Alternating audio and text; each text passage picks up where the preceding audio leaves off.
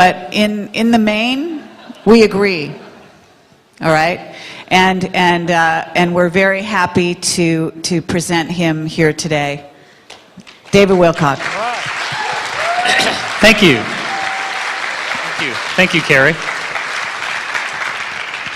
All right, we do have a lot of material to cover. We don't have a lot of time. How many people here need a bathroom break, or are you ready to just keep going? Just go? All right. Now, you video guys, do you need me to wear a lavalier mic for the video recording? Or you're okay? All right. The other thing is, if you guys are doing this live streaming, can you cut back and forth between my slides and my face as it's going out live? Can you do that? Okay. Because there's going to be a lot of slides and they will go fairly quickly. Okay, now we've gotten the business taken care of. Let's get down to the real work, which is this subject of 2012. What I will be proposing tonight is definitely not your typical approach to 2012. It is very important to understand on an intrinsic level that what we are dealing with is not channeling, it is not Mayan prophecy, it is not ancient religious teaching, it is not speculation, it is not psychic, it does not require anything except the exacting measurement of the scientific process and the insight to be able to take information that has already been put out there by NASA, by mainstream scientists studying the mysteries of what it means to be a biological life form, the mysteries of the solar system, the mysteries of energy and matter, and how does matter and energy truly function. When you start looking at the hidden mysteries of science, which are already out there now, you find out that the human species is undergoing a massive evolutionary process right now, and I'm going to prove that to you. I'm going to prove to you that the nature of this evolutionary process fundamentally rewrites DNA and biological life to such an extreme that within one generation, I will show you the proof in this presentation, that a creature can give birth to something that becomes an entirely different species than the creature that it came out of the womb from. And that there is nothing more that needs to be done to create that energetic change, but to simply zap the embryo with a light wave that comes from another embryo that has the genetic pattern that you wish to transfer. The only way that this makes any sense is to begin seeing DNA as susceptible to quantum wave effects. You may have seen, most of you have probably seen 2012 Enigma, which is a video of mine I'm proud to say was #1 most viewed on Google December 1st of last year. And the reason why it got that way is because the information has rocked the internet. It has led to my getting the starring position on a sci-fi documentary coming out in November on Sci-Fi Network. It's led to Penguin contacting me to write a book based on the video, one of the biggest publishing companies out there. It's led to my working with, I'm going to say this now publicly, Jim Hart, who wrote the movie Contact with Jodie Foster. That's our screenwriter. Thank you.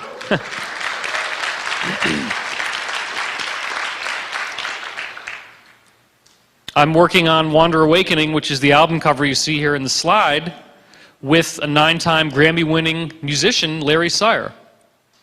The reason why all this big talent and why all this attention is being focused here is not because I may have been somebody else in another lifetime. It's not because I have done psychic readings. It's not because I put prophecies on the internet that later were shown to come true. The biggest thing that I bring to the planet right now is to simply look at ancient prophecies that we know to exist, that we can document in great detail, and to then give a scientific framework for these prophecies on such an advanced level that we're looking at things in an entirely different way. So let's get back to 2012 Enigma for a minute. Most of you have seen that video. You may remember that I discuss an experiment that was conducted in which a tiny, what's called buckyball, was shot through a grating, and the grating is 100 nanometers wide. The buckyball itself is only about 1 or 2 nanometers wide. It goes through the grating and it turns into a wave. The buckyball itself, which is supposed to be a macroscopic object, goes through this little slit, and for whatever reason it turns into a non-local wave. Now, what does quantum non-locality really mean? It means that you don't know where the wave is in space, and you also don't know where the wave is in time. Quantum non-locality shows that the more you try to find out where it is in time, the less you can find it in space. The more you try to find out where it is in space, the less you can find it in time. And if you look at the quantum physics equations, it's well known in quantum mechanics, the time has to be both backwards, forwards. It has to be completely nonlinear in the traditional sense. Albert Einstein has given us the theory of relativity. The theory of relativity is going to tell you that when you travel through space, it's not empty space. What did Einstein call space? He didn't call it space, he called it space-time. The reason why he called it space-time is that he said you're moving through something that makes time start running faster as you go through space. So that you could literally be inside a spaceship, leave the Earth for 2 weeks, flying at the speed of light, come back, and it's 500 years later. We know that this has been proven. It actually was done on jumbo jets flying in the highest altitude they could, where they had little watches on them, or little radioactive timekeeping devices, and they found very subtle but definite changes in the speed of time just based on the velocity of a jet going around Earth orbit. So imagine what happens when you go up towards light speed. Now, this is a proven principle in physics. As you move through space, you're also moving through the so-called time fabric. The space-time fabric, as Einstein called it. There was a mistake that Einstein made in his scientific understanding of space-time. And it may be a mistake, or it may be that he figured it out and he didn't want to talk about what he discovered. In the Einstein relativity theory, it is assumed that the only direction you can move is into the future. That space-time, the time dimension, is only one-dimensional. But we actually now know from the physics of Dewey-Larson, which you'll also see on my 2012 Enigma video, that the whole way that the quantum world is being built is that there is a domain in which time, as we think of it, is three-dimensional, and space, as we think of it, is one-dimensional. And that world is constantly interchanging energy back and forth with space-time. We call it time-space over there. It's space-time over here. So this time-space realm over there is sending energy into space-time and is pinging back and forth, and that's what creates matter. The reason why this is important is that if you can get over into time-space, then you can actually travel a physical distance and return to space-time, and you have now time traveled. And it's not just the future. You can actually travel into the past. If you're traveling in the direction that the Earth is rotating, and you travel ahead of where the Earth was rotating when you left, you're going to end up in the future.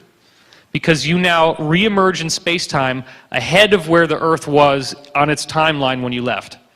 If you travel west, that's into the past. East is the future, west is the past.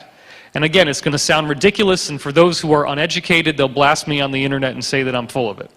But the fact of the matter is, this is very much provable stuff. I've had people write me and say that the science in 2012 Enigma is ridiculous. Well, go to reciprocalsystem.com, read Dewey-Larson's books, because there's several of them, and find out for yourself how he breaks down every single problem in quantum mechanics and shows you got to have three-dimensional time. So all we're saying is, if you can get over into time-space, it's going to look like everything does here, because every atom and molecule around me right now is here because it's exchanging with time-space. So there's time-space stuff in every place around me. That means all this stuff exists as a parallel structure in a parallel universe. And when you go over there, it becomes your three dimensions of space. It's going to look the same because the energy of it is the same energy that's here in space-time. Now here's where it gets really confusing, if it's not already confusing. See, my mind, I don't have to worry about this stuff. It comes in very naturally. You actually have an energetic pair to your physical body, which is in time-space, okay? But there are all these bonuses that your energy body has in time-space that your physical body doesn't have here. What I'm literally telling you is that every nook and cranny, every little funny fold of your brain exists as a parallel energetic structure that is coupled with the cells in your brain, that interfaces with the cells in your brain, that interfaces with every molecule of DNA in your body. And that is where all thought processes are actually occurring. They're not occurring in your nervous system at all in terms of intellect. The body does produce certain forms of thought. You have an autonomic nervous system. You have a cerebellum that keeps you from falling over. It makes sure that you're balanced by working with the fluid in the chamber of your ear, the cochlea. You have all of the basic systems that are going to make sure that your heart is beating, that your lungs are breathing, that your eyes are not taking in all the information peripherally so that you can focus on what you're looking at. You have a screening mechanism that's going to screen out background noise so that if there's a television on and somebody's talking to you, you're going to listen to them talking and not hear the television. You're not going to hear all the input and weigh it the same. Those types of things are biologically driven systems. The body makes those thoughts for you. But all of the actual intellect, all of the actual thinking that you're going to be doing in your mind is not in the body at all. You have a parallel body, a parallel brain, a parallel nervous system that is an energetic nervous system. But it doesn't look like your physical body because your physical body doesn't have billions and billions of strings coming out of it. It doesn't have an instantaneous energetic connection that you can visibly see to everything else in its environment. What I'm asking you to visualize as strings is actually simply an energy field. And in time-space, you are part of that energy field, and your mind is not simply that which is created within your own energy field. It very much is affected by all these other things that are around you, including the thoughts of other people. The very fascinating case of Norman Mailer, famous novelist who wrote a novel called Barbary Shore. In this novel, he starts out writing about one main character and gradually changes the novel to write about a Russian spy. The Russian spy becomes the focus of the entire novel. He goes into great detail. Within the same week that he finishes Barbary Shore, a Russian spy was arrested in his same building that he was living in. Just up the stairs and down the hallway. Now, does this mean that there was a conduit that was going through the air vent so that he could hear what this guy was saying? Of course not.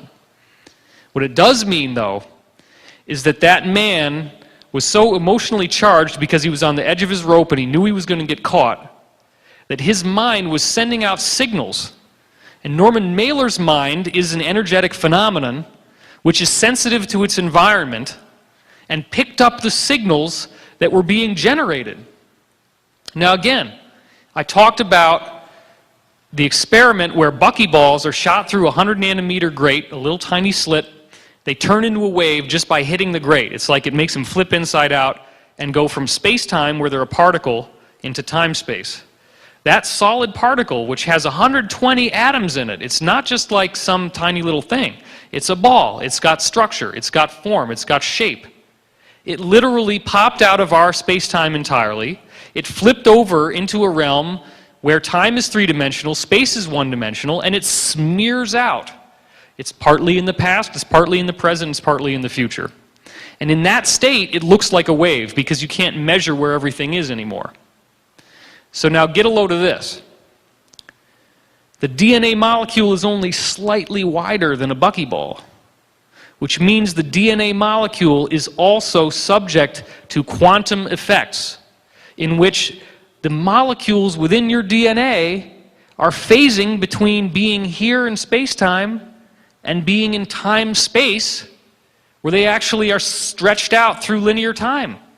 And they're sensitive to all the other energy fields around them. Now again, this is science. All we're doing is we're starting with Einstein's relativity. We're saying that as you move through space, you move through time. The faster you move through space, the faster you're traveling through time. In time-space, you can move not just into the future, but into the past as well, depending on what direction you're traveling.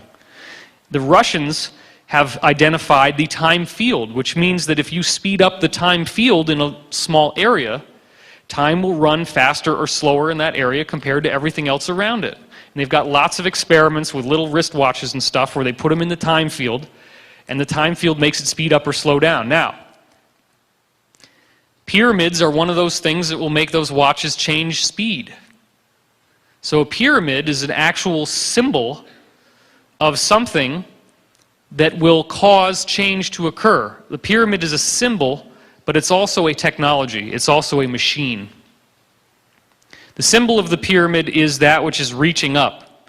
It's something that's reaching for the heavens. It represents geometry, and there is geometry that makes this energy field of the time field I'm talking about function. It's all based on geometry, which is more complex than we're going to do in this presentation.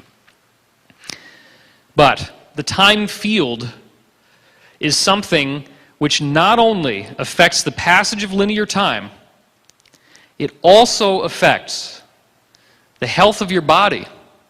The more of this time field is flowing through your body, the healthier you're going to be. And paradoxically, the slower you're going to age. It's when the flow of the time field stops that you move out of eternity, that you move out of timelessness.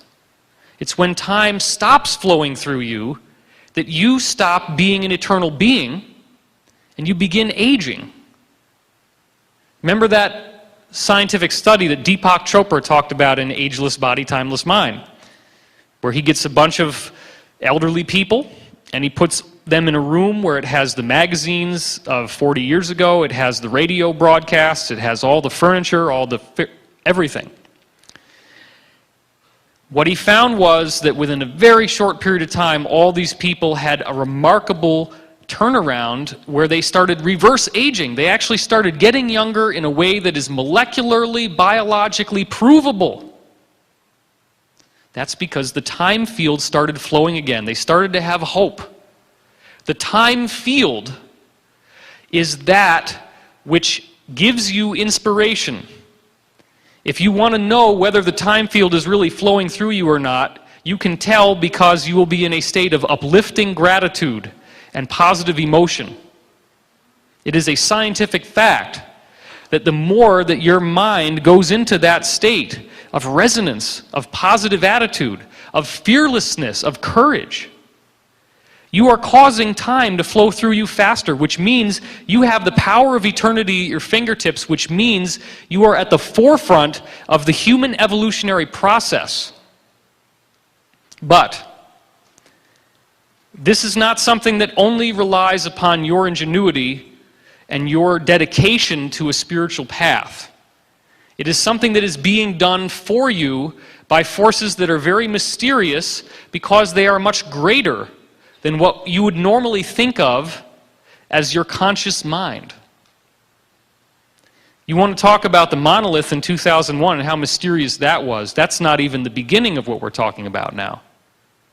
This big stone slab shows up and all of a sudden all those cavemen learn how to use tools and they can kill each other now and they become the dominant species. And then at the the point where the movie goes into the present, the monolith shows up on the moon, and Commander David Bowman at the end of the movie ends up becoming the new Adam, the new species of humanity after he goes through a Stargate. There's a lot of things that are known on the inside, and this stuff is not a secret. It's not a secret even though it has been kept secret. It has been attempted to be kept secret. It is not secret.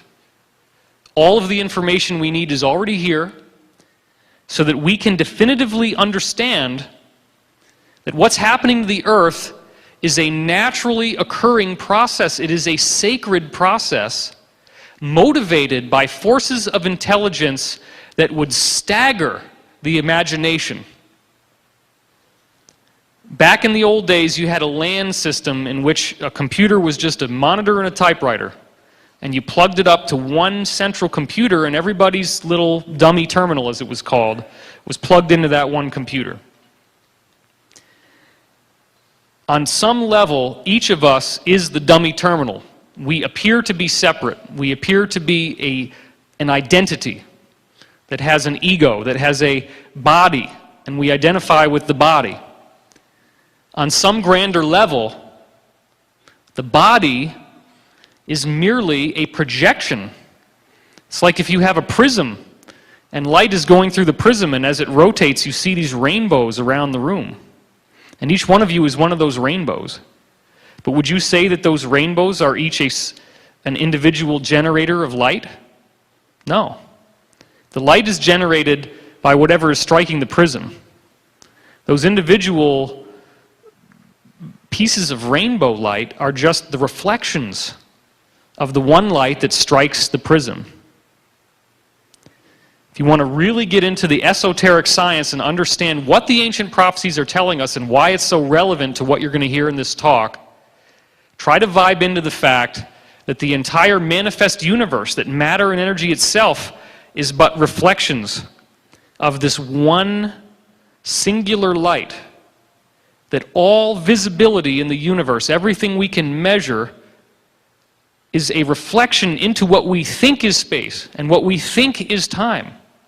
But when you start really understanding what time is, you realize you can go whatever direction you want, forwards, backwards, and sideways. And when you understand space, you realize that space doesn't pose any obstacle if you can pop through to time-space, back and forth from space-time to time-space. You can wormhole yourself or portal yourself or whatever they want to call it from any point in the universe to any other instantaneously. That's how it's done, because there is no actual location.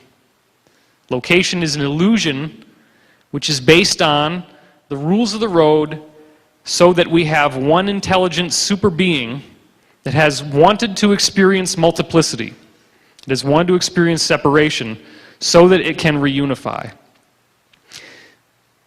In terms of how that functions in our galaxy, the galaxy is generating intelligent waves, which you're going to see the proof for in this presentation. And those waves upgrade the speed of this time field, or of what I call the source field. The speed of vibration of the source field is going up. If that speed represents how well you think, it's no different than you upgrading your computer and going from this ridiculously bad processor where you could barely even get any of your websites to load because it takes so long, and getting this really fast machine where now every page... Sorry about that. She almost jumped right out of her seat. I'll try to do that a little more delicately next time. Is that better? Okay. So, you broke me out of my trance now. Now I got to actually talk from the ego. How's it going, man? What the hell was I talking about? All right, let's see. We got to get the download back in play here. When we understand that this energy field is part of the galaxy, that the galaxy is a conscious being, the galaxy has energy that must be conscious. The energy that's in the entire universe must be conscious, and it must create life. Life is the divine imprimatur of all energy in the universe. All energy in the universe is built to create life. The physicists call this the Goldilocks principle, and they don't even have a clue as to how far the Goldilocks principle goes. It's not too hot, it's not too cold, it's just right. That's what they're talking about in terms of planets like ours, and how we have just the right amount of oxygen, just the right amount of water, just the right temperature. All these things are perfect. It's not an accident. Life on Earth is not some random little thing that only happens once in the history of the cosmos. Life on Earth is actually programmed to be here because we have to get rid of this idea. Well, we don't have to. I try not to use must and have to because those are very strong words. It would be beneficial to learn that there are forces out there much greater than the human intellect, much greater than the ego, much greater than the body. That there is forms of consciousness that could be an entire planet, that could be the sun, that could be the galaxy, which is really nothing more than a bunch of suns and planets in a big cluster. Well, we can prove that that's going on. So I'm going to start showing you some things here. The first criticism that anyone will have when you go into a 2012 discussion is they say, well, nothing's really that different, everything's the same. We're pretty much doing the same thing now that we've always been doing. We get a little bit of progress here, a little bit of progress there, but nothing's going on right now. There's nothing unique or special about this time in history, and I beg to differ. This is a picture that you're going to see from the fires in Australia. You may not think of this, but koalas in the wild are actually quite dangerous. They'll claw you and scratch you, and they'll attack viciously to protect their home. But when it comes to these earth changes, this koala was more than willing to accept nourishment and love from a human, a wild koala. He's not scratching, he's not attacking. Now this is the thing that people don't seem to understand. The universe is built to deliver the experiences that are already happening. The universe is not a cosmic comforter that hands you a lollipop when you don't love yourself and says, oh, I'm going to just send you all these people who are going to love you because you don't love yourself, and oh, I'm sorry you don't love yourself. Let me send you loving people. Is that how it works? What happens to you when you don't love yourself? What does the universe send to you? Does it send you a lollipop? Hey, look at that. That person doesn't love themselves. That person doesn't have a high opinion of themselves. I have a puppet now. I can manipulate that puppet. I can make that person do what I want because they are too afraid to go against me. They want to be polite.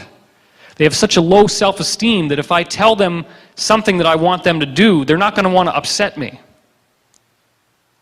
So what the universe actually does is that if you have a weakness, if you have something you don't like, the universe says, oh, you don't like that? Well, here, have some more. Have some more. Until you get to the point that you simply accept experience and accept yourself. And when you learn to accept yourself, you will not be manipulated because you will decide that it's better to preserve your sovereignty than to be manipulated by someone else. You will decide that your state of mind being positive and uplifting is a better state for you to be in than the state you're going to have to go through temporarily to really piss somebody off when they're trying to manipulate you. Because they're going to take it personally, they're going to get angry, they're going to throw hate at you. That's what they do. That's what these types of people do. Now, we're not judging those people except insofar as that they are in confusion. They are living in a confusion that makes them think that the body is who they are. And they are trying to do things to comfort the body at your expense. This is the meme that's going on in the entire planet. That's what a lot of these talks that you've been hearing are about. We are talking about how much corruption and greed and rottenness has festered into the society and the structure of civilization on Earth, in the governments, in the militaries, in the corporations, in the school system, in the financial system. Throughout everything, there is this corruption, this molding that has occurred. Let's get out of the idea that this is a victim consciousness that we're going through. That's what I'd recommend. You do what you want. But this is how I've decided to live. I'm not going to be anybody's victim. I'm not going to be anybody's slave. I claim, and I ask you with me right now by your applause, to claim your freedom and your sovereignty in this moment. Let's have a hand for that. All right.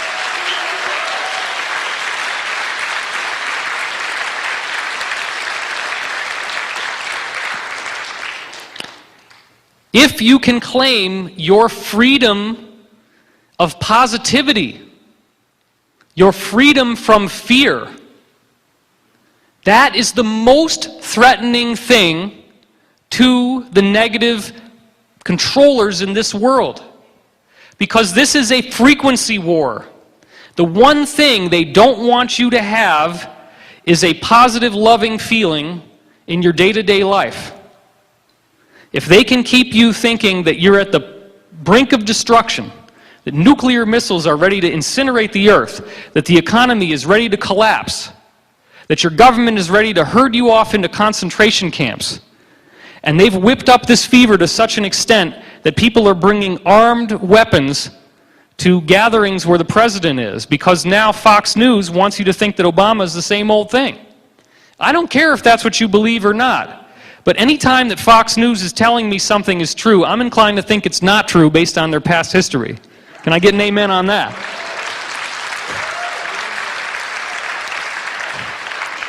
It's a little bit disturbing when you start watching Bill O'Reilly and Glenn Beck and they're saying exactly the same things as all your favorite conspiracy websites.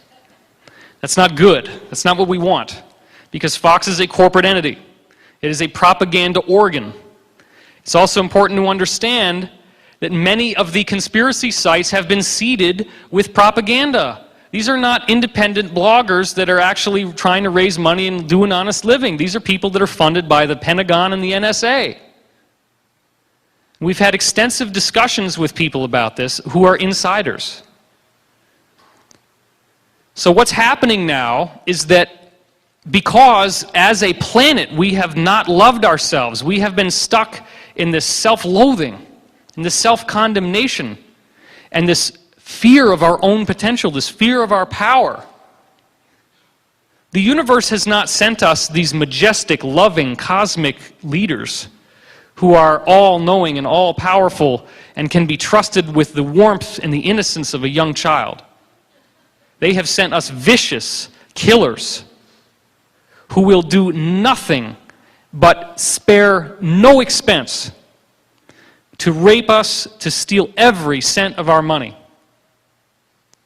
That's what happens in the universe, but it only happens until you don't need the lesson.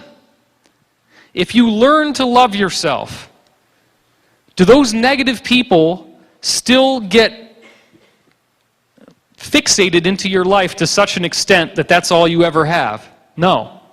If you're one of these people who's been through self-loathing and moved into positive self-concept and self-esteem, if you have learned the power of no, as opposed to the power of now, and you can say no to somebody trying to manipulate you, then all of a sudden, you're not shackled to this feeling of obligation to someone who is being grotesquely unfair.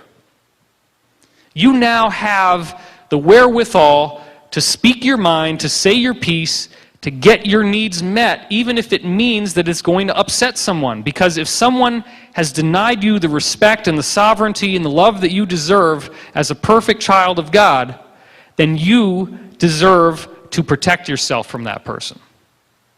You deserve to love yourself enough that you claim your right to exist. The universe sees that you've learned your lesson. And now the people that would have taken away your freedom and would have taken away your sovereignty can no longer do so, because even one flicker of light in the darkness is enough to show you the layout of the room. And we've had enough of that now that there is a massive awakening going on. Project Camelot, and I was a part of this, happened to get involved in the center of this swine flu vaccination conspiracy.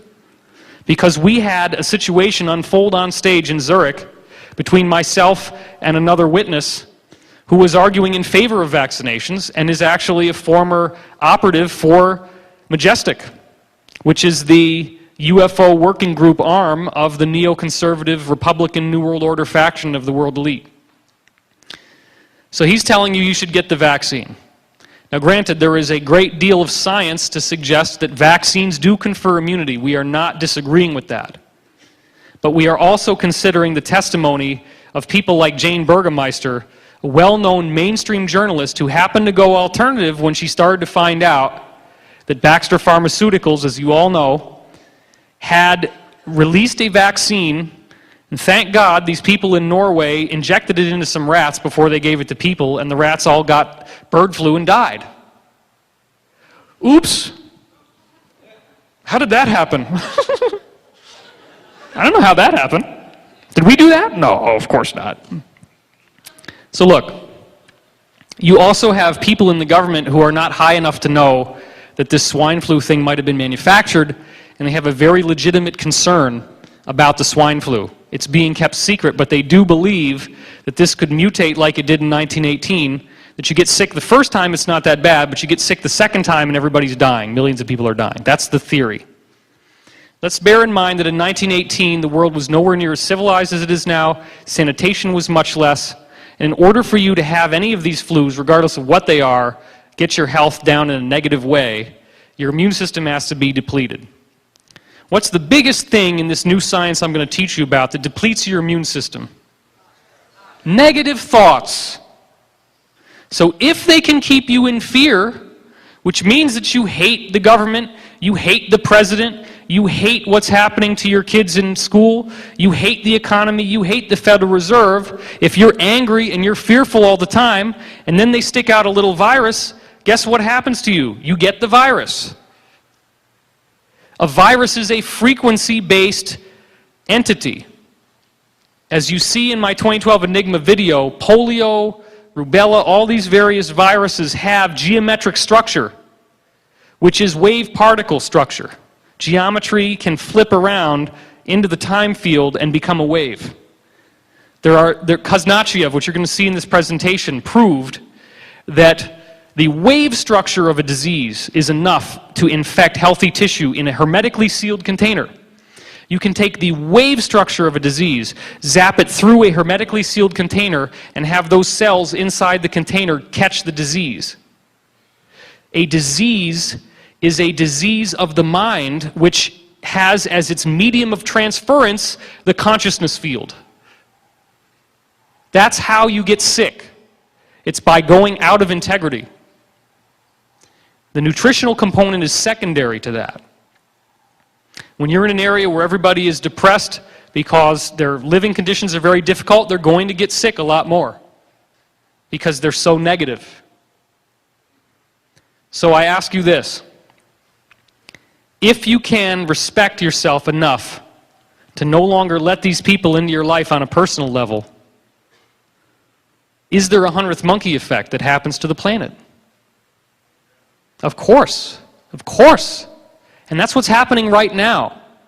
What I said on this panel last night, what I said on the radio show that I just did with Project Camelot on Thursday, what I'm preparing to say on my website, is that we are now at a point where we have graduated. I was told this a year ago. I was actually starting to be told this 2 years ago. It's now happened. We have graduated from the need to have the New World Order running the show. It's over. It's going to be over within less than a year.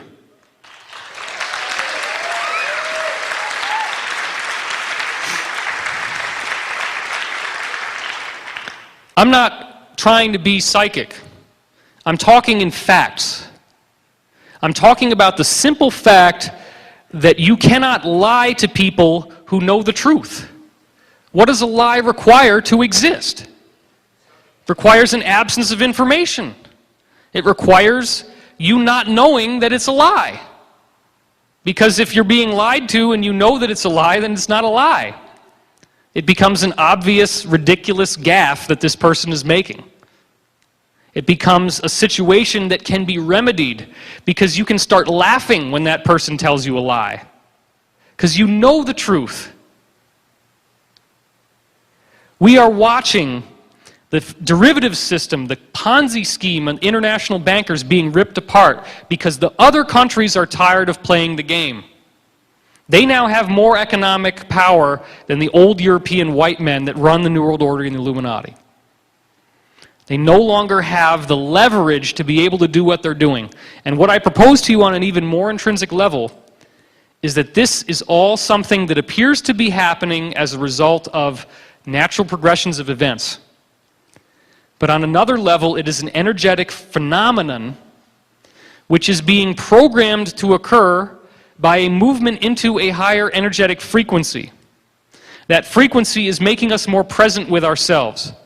The best thing you can do for the planet, the best thing you can do to save the children, to avoid the swine flu, to protect yourself and your finances, and to make a better world for future generations, is to stay in that state of positive, uplifting peace and gratitude. Can I get an amen on that? Thank you.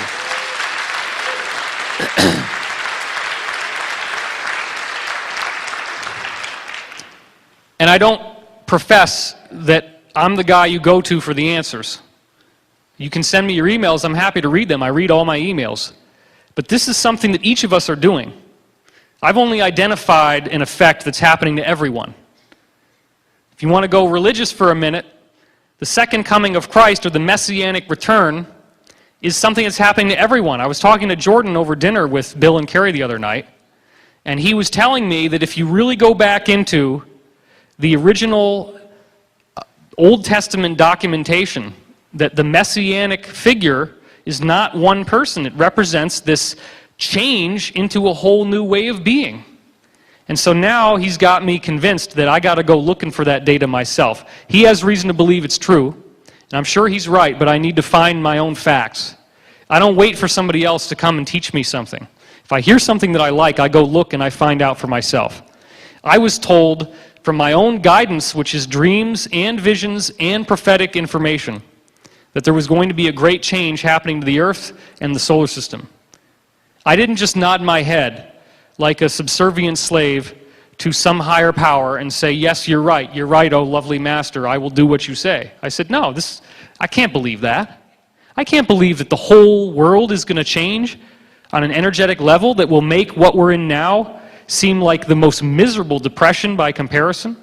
That the life that we have now will become 100 times more harmonious, in which things like instantaneous telepathy, levitation, telekinesis, healing, and flying are so effortless that it's as easy to do as raising and lowering the diaphragm to make your lungs breathe. It requires no extra effort. That seems to be what's going on. There's all these people that we have in Earth's history from a variety of cultures, including Jesus. And if you don't want to believe in Jesus really existing, there's plenty of other cultures you can go to look for so-called ascended masters. They're out there. Guys that have these abilities, guys that do these amazing things. All that represents is somebody who is a little bit farther ahead than you are. Not too much. We know that the ETs that are visiting us are almost entirely human. The widest divergence from a human look that you're ever going to get is the so-called gray. The majority of humans, and we're getting more and more whistleblowers coming forward and telling us the same thing. The ETs are our family. They look like us. They have similar types of voices that we do, although they may not use them anymore, because telepathy works much better and much faster. This is like a dial-up modem. It sucks. Okay? If I could telepathically speak to you, sorry. How's that? If I could telepathically speak to you and just give you the download, boom, you just get the whole thing, and I can walk off, thank you very much, good night. And I'm done. It's already happening, isn't it? I'm giving you holographic plates. What do we know about a holographic plate? You cut it up into little pieces, you shine lasers into each one of those pieces, and what happens? Do you see one side of the hologram? You see the whole hologram, just maybe a little bit dimmer. So what I'm doing is I'm giving you all these little pieces which seem to be very interdisciplinary. I'm talking about diet, I'm talking about health, I'm talking about politics, I'm talking about science. but I'm talking about the same thing. I'm talking about you. What is your identity? What is your identity? Is it your body? No. Is it this room around you right now? That's part of it. Your body is part of it. The people sitting next to you in this auditorium, or if you're watching this on the internet, the computer screen that you're looking at, that's part of you. The chair that's touching your bottom is part of you. It's your identity. When you walk on the ground and the earth is also walking against you, not just you walking against the ground. When you go outside and you see the blue skies and you see the clouds and you see the birds and you see the trees and you hear the wind blowing through the trees, that's you. That's who you are. Energetically, we can prove that. Energetically, we can prove that all the cells in your body change every 7 years. Who you are right now, this body that you have, even if you have this big nasty wart on your face or something, that wart has been completely redone over 7 years of time. Okay, fine. What does that mean? That means that the energy that made you change every 7 years flowed through you, but it didn't get stuck there. It kept on going. Is it not true that the air that you're breathing right now as I talk to you has potentially been shared by every person in human history?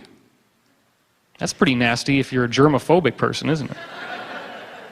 Every person in the world's history has breathed the air that you're breathing. It's going round and round and round and round and round. It may be getting cleaned, but all the energy is there, and you can trace it back, and that could be scientifically proven easily. So what about you?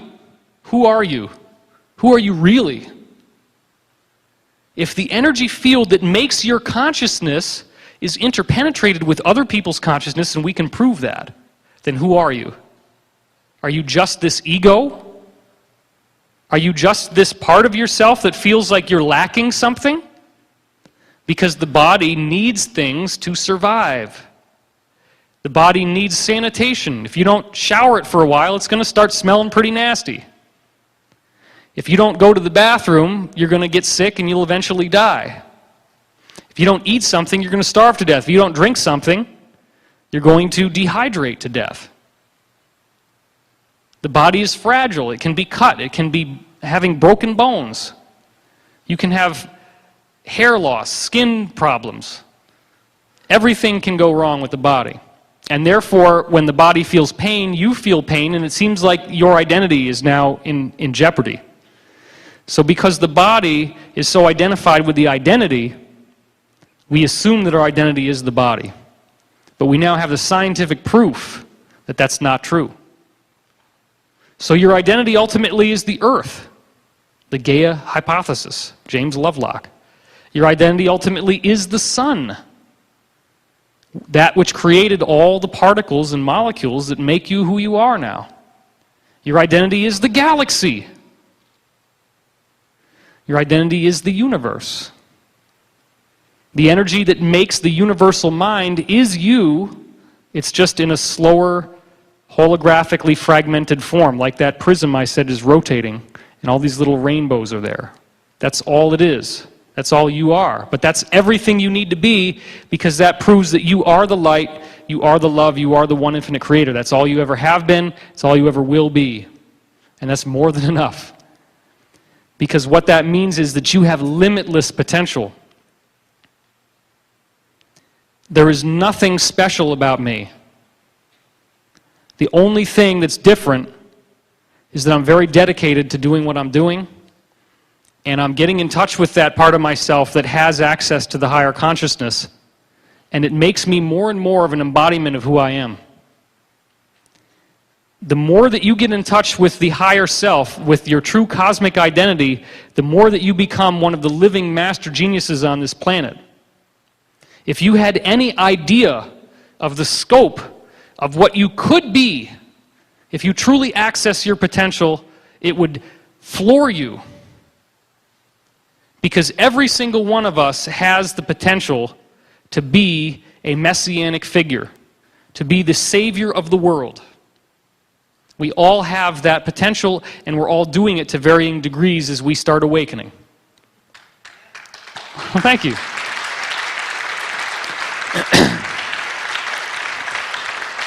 Look, I could yak about this all day, but we got a lot of slides to do. So let's do some slides. The galaxy is pumping out these waves of energy which are now changing the solar system, and we're going to talk about that in very concrete terms. You're going to see all the proof for that. You're also going to see the proof that the fossil record has been undergoing... I'm not getting any... Oh, okay. Never mind. The fossil record is undergoing 26 million year cycles as well as 62 million year cycles, as you see in this graph here. What's causing that to happen? All life on Earth spontaneously changing in even intervals of time. Oh, it's got to be some big rock out there that's spinning around. 62 million years is not some big rock. That's like a third of the entire orbit of the galaxy, basically. It's about a fourth. Because the galaxy is about 240 million year orbit. 62 is about, roughly speaking, it's a quarter. Might be exactly a quarter. That might be the point. What did the ancients know, and why must we remember now? What do pyramids really do? Pyramids are harnessing the source field. We're going to get into that in a minute. We know, and we can prove now, that Atlantean civilization is nothing new. These pyramids around the world are not something that was built in conventional history. It was built before then. Off the western tip of Cuba, as you see in this map here, at this Guanacabibias, I can't even pronounce that, the Guanacabibias Peninsula, right off the tip of that, on the western tip of Cuba, you go a mile down. Well, it's not quite a mile, but it's a long ways down under the surface of the ocean. And down there you find a submerged city, as this link says on BBC News. This is the only officially released side-scan sonar photograph of what was actually seen down there. Does that look like random pieces of sand on the seafloor? No. This is what it actually looks like if you reconstruct it in a computer. That's a computer graphic rendering of what you just saw right here. Is everybody with me? That's not something that just showed up as a result of random geological processes. That's a human-built structure. This area could not have been above the ground and above sea level prior to 11,000 years ago. Paulina Zalitsky is here in a cave in Cuba, which used to be the Atlantean highlands, looking at inscriptions on the cave wall. They're precisely the same as inscriptions that they saw being painted on the walls of these submerged cities that they sent submersible submarine probes into. What you're seeing here is a diagram of the energy fields in the solar system, which are, of course, concentric rings emanating out from the center of the sun. They also saw these cross formations painted on inscriptions in these submerged cities. Now, here is the only other photograph that she's ever released. This is a still frame from a much longer film where she's flying a submersible through this city. What do you see in the window of her monitor? Would you like to see it more up close? That's not just a little piece of sand on the bottom of the ocean. That's a pyramid. Would you like to see a pyramid in Egypt that it looks very similar to? Here we go. This is called the Bent Pyramid of Dashur on the right. It's almost identical to what you see on the left. And that is submerged off the western tip of Cuba. It's down there right now. What are we doing by not going and looking at it? Why did they sell this story to National Geographic and it just so happened to never make it out in 2003? National Geographic did a 360-degree contract. They bought all the rights. It was supposed to be the biggest thing ever to come out in 2003, and guess what happened? Nothing. Well, what we have now is evidence that somebody out there who's responsible for building this seal into the dollar knew that these pyramids harness some sort of energy field. Because what you're seeing is clearly an energetic, non-physical structure going down onto the top of the pyramid here. This grants the next question. I talked about the time field. I talked about the Russians.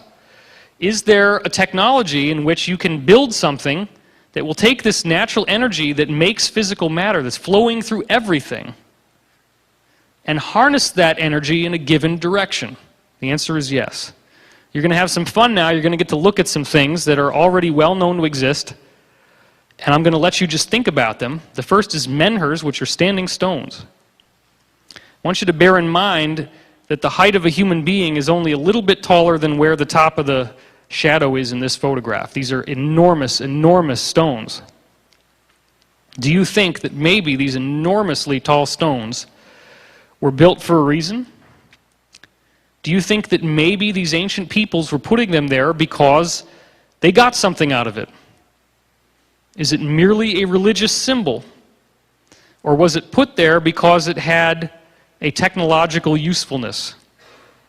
Do they put these headstones over your grave because it's just decorative?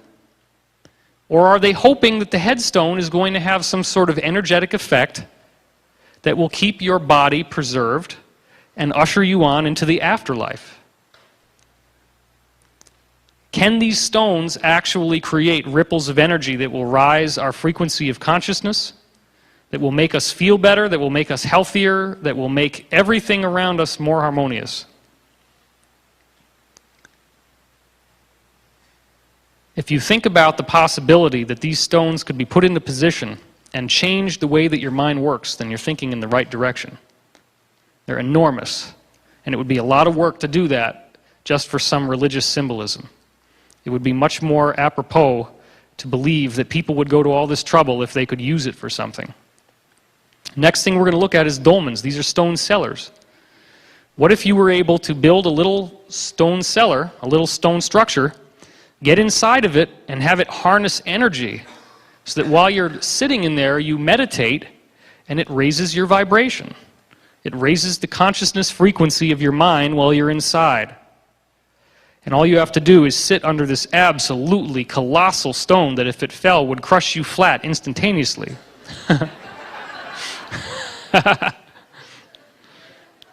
Very precariously. This is Kilclooney in Ireland. Look at that thing. Look at how that gigantic stone that weighs more than 2 18-wheelers, at least, if not much more, if that little guy were to just fall off of the tips of the other stones, he would crush you flat.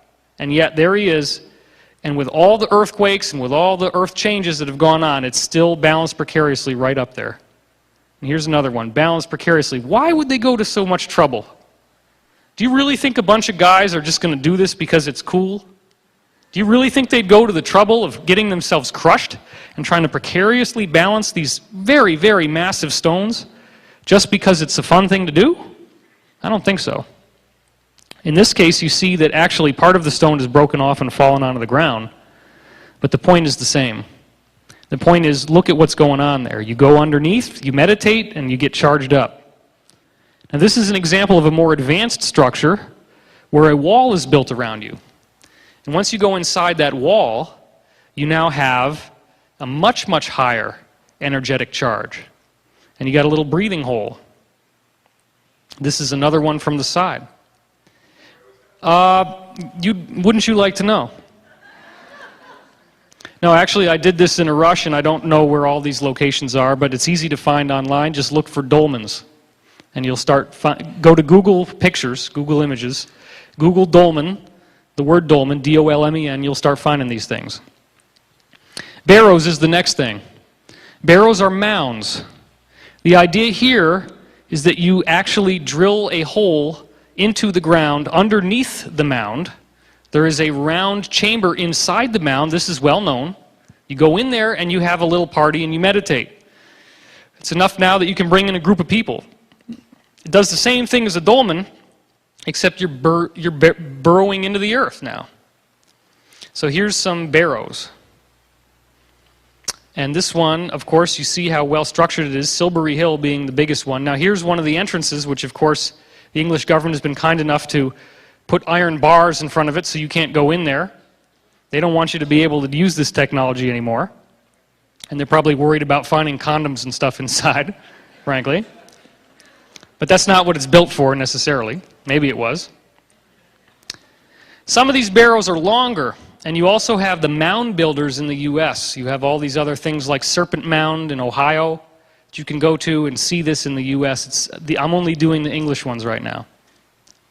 Henges is the one that everybody's so familiar with and everybody loves, because now you get standing stones like the single ones you were seeing before, except now there's certain areas where the energetics are so high that long rows of stones are being put together because it's going to be even more powerful.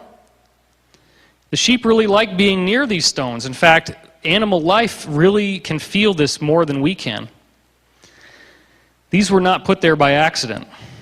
And again, in this case, you have a combination of a barrow and a henge.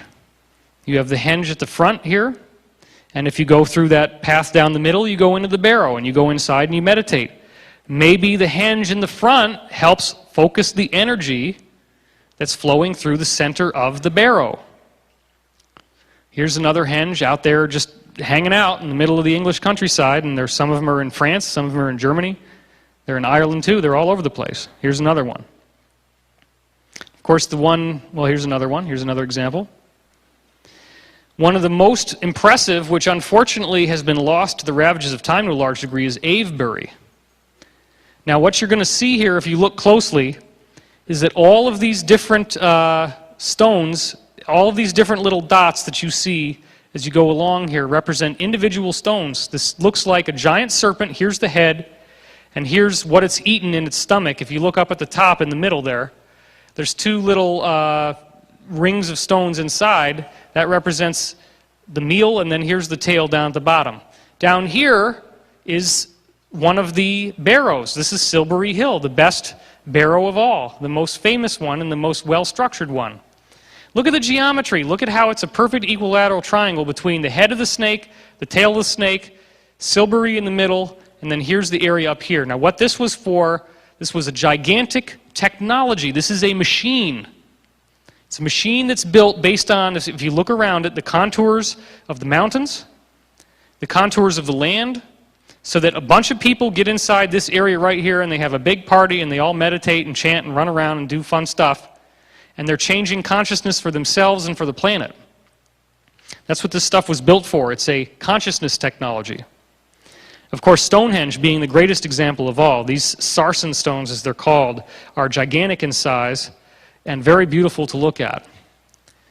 What you may not realize is that at one time there was a whole ring of them like this. That's what it used to look like, and all the stones that have fallen have been identified in the soil, because the more they fall down over time, the more that it rains each year, they fall further and further into the ground, but they've all been found. So this is known to be true. I'm not making this up. What we know is that Stonehenge was used to identify solstices and when the moon and the sun were traveling and what would happen, because during certain planetary alignments, certain times of the year, these zones on the Earth became much more energetically active. Are these ancient structures connected? The answer is yes, through the science of ley lines. This was done by Sir Alfred Watkins, and we're going to talk a little bit about him. He found in the 1920s that ancient holy sites lined up in straight lines, which he called leys. Sites from extremely different ages, millennia apart, were all aligned with one another. This includes the Neolithic Age, which is Stone Age, the Bronze Age, the Iron Age, and the Christian era. Now, he would use this camera to basically be able to look across long distances and see if things were in a straight line. Now, what you see here is the summary of a massive amount of research that he did. What you see here is every single one of these words is a different ancient sacred site. Nobody ever comes out in the open and says, oh, by the way, all these sacred sites are built in a straight line. It took a guy like Alfred Watkins to analyze this and discover it for himself. But guess what a lot of these things are? They're cathedrals. Do you think that maybe the Knight Templars knew that there was something going on? Do you think that maybe they knew to build on that line and not to build off the line? Do you think that maybe if you build a church, which acts as a funnel for this consciousness energy, that if you build that domed roof for the church out of stone over that line, that it's going to harness more of this energy field from the universe, and that in so doing, it's going to become a resonator so that when you go to church, you're going to be experiencing a revelation, a higher consciousness?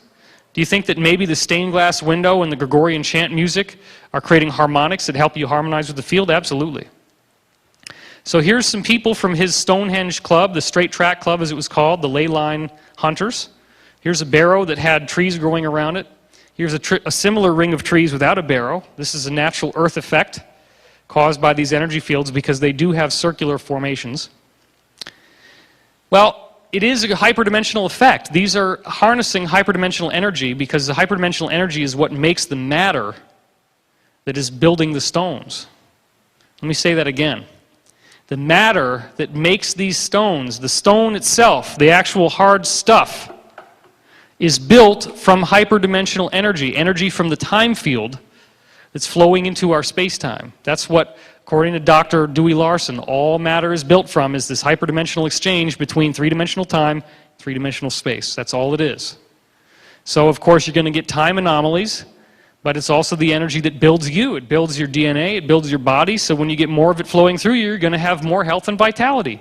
And because it's the energy of your consciousness, because it is consciousness, it's also going to give you a more advanced intellect. So the way that we can actually prove that this global grid, these energy lines, has a hyperdimensional effect that can completely pull you out of our three space of length, width, and height, the three-dimensional world, is with the research of Ivan Sanderson. He investigated a massive number of different disappearances of ships and airplanes. What he did is he took everything from every single ancient, everything from the dawn of aviation, going all the way back to the first airplanes and even before that for the marine records. He looked for every case of disappearance since planes were discovered. And he found that the majority of what he was finding all clustered around 12 points on the Earth's surface. That's completely unprecedented. That's not mainstream information. It was done in the 1960s. This guy should have been treated with as much respect as somebody like Edison or Einstein or Alexander Graham Bell or the Wright brothers, because this is a huge discovery. 12 key points around the world in which planes and ships are spontaneously disappearing. He wasn't looking, he didn't have anything in mind when he started doing this. All he did is he looked up each one and he gave it a push pin, push pin, push pin. And where were all the push pins at the end? They were in 12 places. Even stranger is that the 12 places are not just haphazardly scattered around the Earth, they're all equally distant from each other. They're harmonically balanced with one another. They're all the same distance apart when you look to the ones that are adjacent to each other. If you connect the dots, you get a sacred geometry, which happens to be the same geometry that's in the polio virus, the same geometry that's in many other viruses at the quantum level, including HIV. But it's not just a negative, toxic thing like viruses, it's a very positive thing that's the fundamental building block of physical matter and biology and life. It's an icosahedron. Now here we go. This is the Bermuda Triangle. Obviously you know about this one. Believe me when I tell you that there are many, many airplane disappearances that cannot be explained, where they've never found oil slick or flotsam on the surface of the water. All they find is a missing plane. It's on the radar 1 minute, it's gone the next. There's no oil slick, there's no wreckage, nothing. And they don't find anything on the surface, on the bottom of the ocean floor either. It's gone. What happened is it's passing through a portal. It's passing through a time gate. A gate into another frequency of reality, a parallel universe in which time is three-dimensional. Here are the 12 points that he discovered with his push pins. Take a close look. You see the Bermuda Triangle off the coast of Florida. You see another one near Brazil in South America. You see another one here on the land in Africa, another one down here by Sri Lanka. You see one that's the Himalayan mountains, all that crazy stuff like the Master and Teachings of the Far East, Tibet, all that stuff up there. You got some that are out in the middle of the Pacific Ocean here, which is a real lonely area to get stuck in. The Easter Island is down here. And then you got one here, which is the Devil's Triangle. That's officially been declared a disaster area by the Japanese government. They do not allow you to fly or sail through this area. You also have two bracketing Australia, and that's very important. Australia, if you notice, is the only continent that is completely pinned between actually four. Because what he doesn't show you on this map is that there's one down here on the South Pole, one up here on the North Pole. So you got 1, 2, 3, 4. Australia is perfectly in the geometric center of four of the most important nodes. So there's a lot of crazy stuff And the exact geometric center of the nodes happens to be right where Pine Gap is, which is one of the biggest bases where all this stuff is being done. You connect the dots together, you get your icosahedron, which as you see here on the left is a geometry. This is what it looks like superimposed over the Earth's surface on the right. Now, this is where it gets even more interesting. These three Russian scientists, and everybody laughs when I say their name, Goncharov, Morozov, and Makarov. Well, see, you're not laughing because I told you it's not cool to laugh, so like now you don't want to laugh.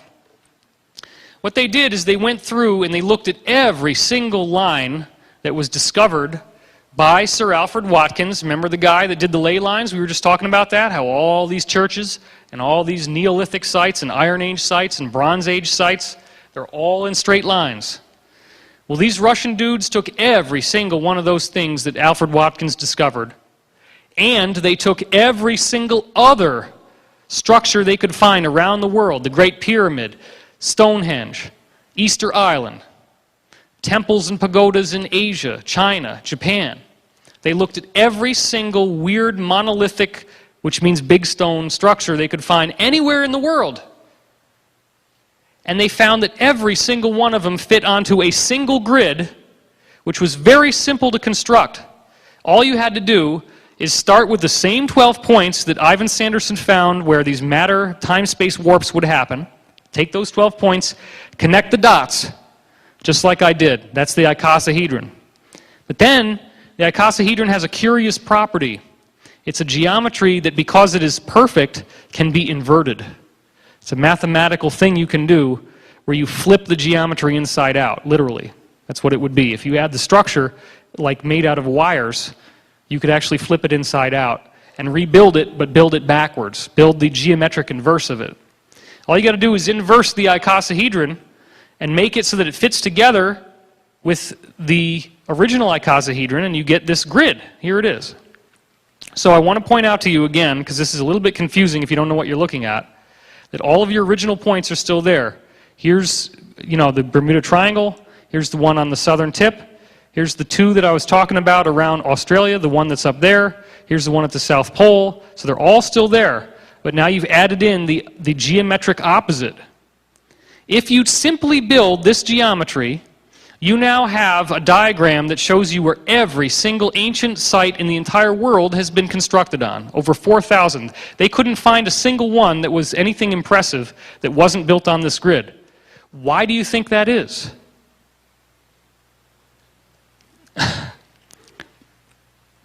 If you have a wire that's going to go to something that powers an electrical appliance, are you going to put the wire under your armpit and expect that it's going to work? No. You plug it into the wall. If you build a pyramid and you don't build it on this grid, do you think that it's going to work? Not anywhere near as good. You got to build it where the energy is. That's why with these cold fusion guys, they're looking at the cold fusion reactions. They build devices that actually work in some places, but then they bring it somewhere else that doesn't work anymore. It's on 60 Minutes. They've talked about this. Oh, we don't understand. It must not work. It must, and then the scientists say, well, it's the whole technology is wrong. No. It's because if you're on the grid, it's going to work. It's very simple. Let's put all of the cold fusion devices on the grid where they work, and then we'll wire them up and we're done. Just build it where it needs to go. It's very simple. You have energy in one place and it's not somewhere else. It happens to be the energy of the time field. Well, look what else you got here. You got the Mid-Atlantic Ridge. This is the volcanic ridge that defines what's pushing apart the two continents. And if you start looking at the next grid, which is the Becker-Hagen's grid, they've basically taken the same thing. The black dots are Ivan Sanderson's 12 vortexes. Again, all the matter, time-space warping going on there. You have all the points of the geometric inverse of the icosahedron, but what they do is they actually take two icosahedrons and they put one out of phase with the other. Rather than inverting it, they just take a second icosahedron and make it a little bit out of phase. We have a phone ringing. That's a sign. Do you guys need a break? No? See, we're having mutiny, Carrie. What should we do? The troops don't know what to do. Actually, we need to do sort of a short meditation to clear the room. Okay. Right, meditate. All right, we'll do a short meditation and mentally clear the room. That's why we got the cell phone ringing and distracting me. I would ask that you just take a couple minutes. Take a nice deep breath now. If you need to use the restroom, please go, because this is going to be enough time that you can actually have a break if you need one. I won't be offended, I promise. Some of you are hardcore and you're just going to sit through this. That's cool. Either way is fine. I won't judge you. We'll just laugh about you once you're out of the room. I'll make jokes about you. And let's go into the infinite peace of this moment. You may want to close your eyes. You may want to spend a little time relaxing. And just give yourself over to the loving presence of the cosmos. Let yourself feel the articulations of intelligent infinity, which speak to you in the moments between moments. Give yourself an opportunity to relax into the full awareness of who you are.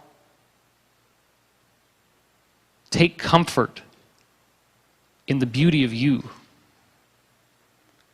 Take pleasure in the divine energy that makes you who you are. As you tune in deeper and deeper to yourself, you become a pyramid. You become a standing stone. You become a lens of light for cosmic energy to flow through. It doesn't require you to spend any money. It doesn't require you to have any advanced degree or university education.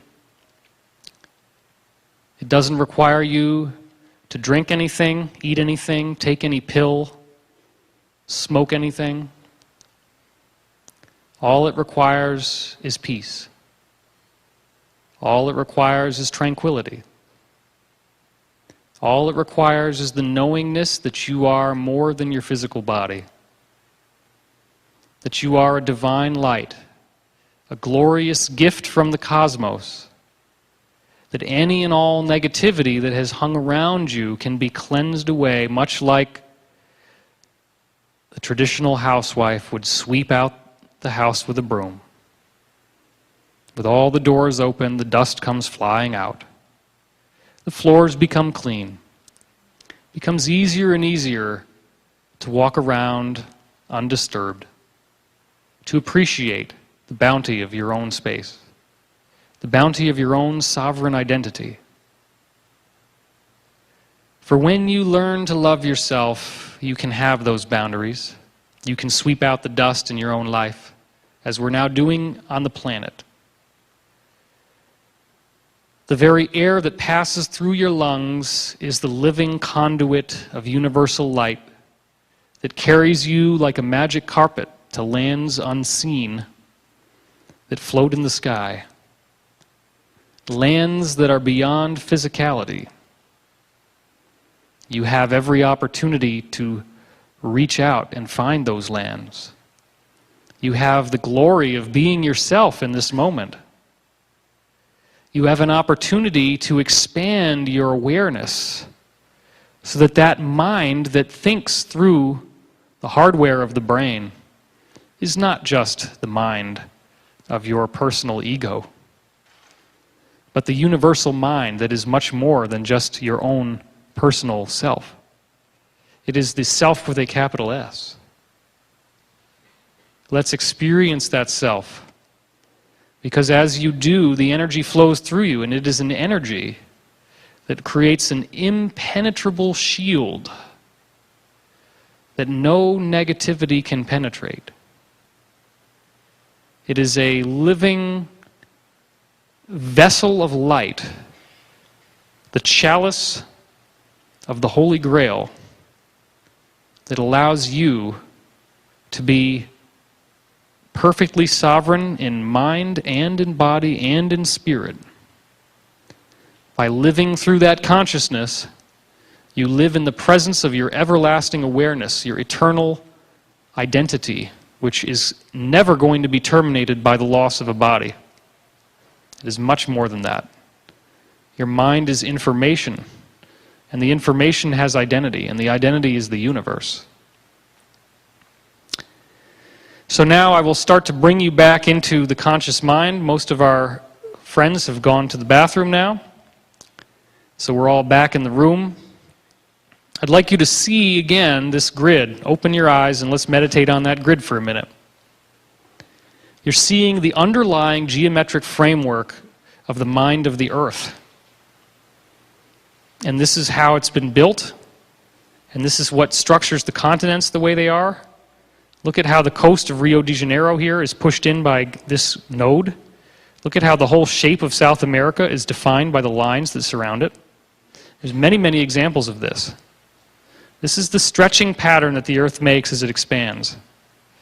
You can see island chains that are part of circles.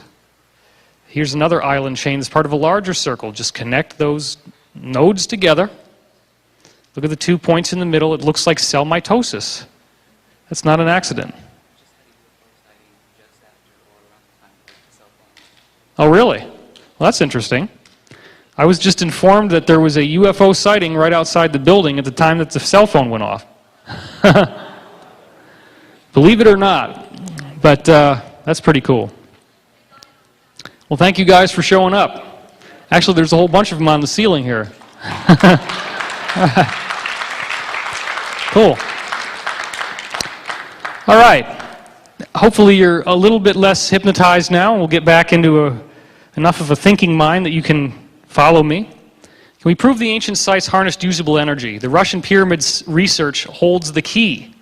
The Russians, after the fall of the Iron Curtain, had all of their military-industrial complex, all of their infrastructure, and they had the laboratories available to be able to build pyramids and study what they would do, and that's what they did.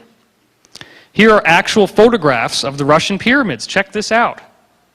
These are enormous. These are little bitty, those little dots down there, those are people. Okay? So look at that. Look at the size of that thing. Here's somebody posing in front of it. Here's what it looks like on the inside. It's made of PVC plastic pipes with a fiberglass facing. Sometimes they were built near oil fields, as you can see here. Sometimes they were built out in the countryside. That's a smaller one. Here he is posing in front of it. Now, some very, very strange things happened when they did this. If they built one over an oil well, it would become 25% more productive, and the oil that came out was 25% purer. It would make poisonous chemicals no longer poisonous to the body. They would become safe enough that you could dump it on your skin or drink it and you were fine. I do not recommend that you try this. Okay? But that's what they said they found. Diseases would be cured, even cancer. It's an energetic phenomenon. They had white underbred mice, and they injected them with a toxin that would normally destroy them. If 60% of the mice died from the toxin in the laboratory, when they put those same mice under the pyramid, guess how many of them died? Only 6%. So 94% of all the mice injected with a lethal toxin that were put in the pyramids that they built here that you just saw didn't die. Up to 400% increase in the productivity of agricultural seeds. You throw these seeds into the pyramid, guess what happens? You grow the same plants, but now they're 400% larger and they got better fruit. Everything is better about them. So you can grow super seeds. Strong electrical activity. You could put a little voltage pile, a little battery on top of the pyramid, and it generates current. It's fascinating.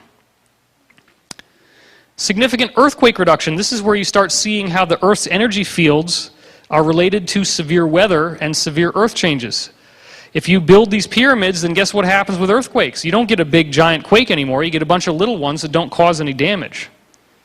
You also see an enormous column of energy hundreds of miles wide around the pyramid. This is not electromagnetic energy. This is the energy that the Russians can measure, which they call torsion fields or the time field. That energy column, that hundreds of miles wide energy column from one pyramid is enough to cause big storm fronts coming through to kind of go around it, like there's a big circle there. They just whoop, go right around it. It's crazy. It's been proven. What they also did is they took giant slabs of granite that they were going to use to build these jail cells in Russia. That's a lot better than an American jail cell, isn't it? Take these granite slabs, and they built 5,000 prisoner cells from these granite slabs, and then they watched these guys. They didn't do anything else to their environment. They didn't do anything else to their diet or their medication. Now, one could argue, well, maybe the prisoners were really happy that they had a nice granite, cell that they could hang out in. But that's not enough to explain what happened, because they had a profound improvement in their attitude and behavior, including substantial increase in addiction recovery from alcoholism and drug abuse. So all these prisoners that are living in these jail cells that were charged up with granite from the pyramid, that's all that it was, all their behavior starts improving because they're living inside a harmonic resonating chamber. The granite crystals have actually changed their structure. If you think about how you magnetize an iron nail, you take a piece of iron, right, like a nail, and you start stroking it with a magnet. And the more that you do that, eventually it becomes magnetized and you can pick things up with it. Well, we know that the reason why that works is that all the molecules in the iron are now going north to south in their electrical charge in the same direction. That's what starts to cause it to happen. So we know that you can do it to metal. You don't see anything different about the nail, but we know that it becomes magnetic because the atoms are changing inside. The pyramid does the same thing to crystal. You put the granite crystals inside, the crystals change. I don't have it in the slideshow here, but another thing they did was just to take a bunch of granite rocks and just throw them all over the floor and leave them there. And what they found was that if they came back after a few months, the granite is usually a reddish color. They came back after a few months and there were rings in the rocks that they just thrown on the ground, and the rings were whitish. The granite changed color. It actually changed from a reddish color to a whitish color in a ring. That's how much these fields change crystals and their actual structure. This proves when you get to the point of earthquakes and how earthquakes can be changed and reduced by the pyramids, and how human behavior is improved by the pyramids. You just put the prisoners in those granite cells and they get much better. This proves that our consciousness is tethered to the Earth's consciousness. You harness the Earth's consciousness with a pyramid, which acts like a funnel for this energy. The energy that builds each molecule of the pyramid is an energy that is in you. So the energy that makes you who you are can be harnessed in the pyramid just by the fact that it's shaped that way, because there's an energy that flows into every atom in that pyramid. And if the pyramid is a perfect sphere, then it's going to all flow in the same way. But if it's a funnel shape, it's going to flow in with a directional current. That's all it is. It's a funnel. It's very, very simple. This proves a connection between our consciousness and earthquakes, a connection between our consciousness and severe weather, a strong likelihood that our consciousness is directly affecting the Earth. That's a very important point. Of course, the greatest pyramid of all is, not surprisingly, called the Great Pyramid. And we know that when you go inside the Great Pyramid, they have this sarcophagus that you lie in. And the ancient technique was that it would cause you to have this meeting with your shadow, a projection of your shadow. You go into an out-of-body consciousness, and you go into this other realm, which is time-space, as we would now call it. You encounter your shadow projection, and if you can heal yourself, which means if you embrace your shadow, you know, the best thing you can do if you're in a nightmare and something is chasing you and you're terrified of it, don't keep running.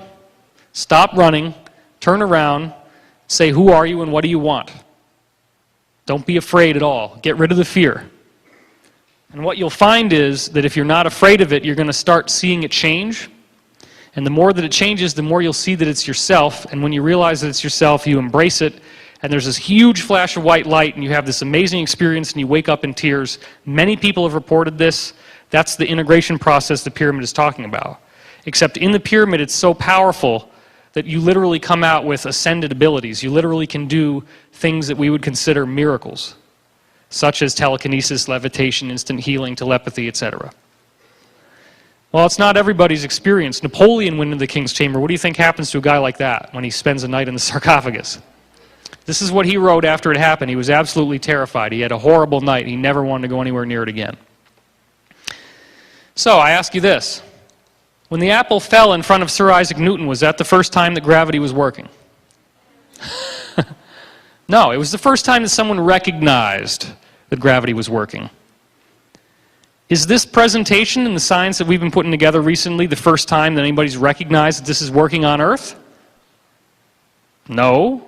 Right? Because of what? Pyramids, global grid, everybody built it on the grid. Why did they build it on the grid? Because they saw the apple fall, they knew there was an energy field responsible for that.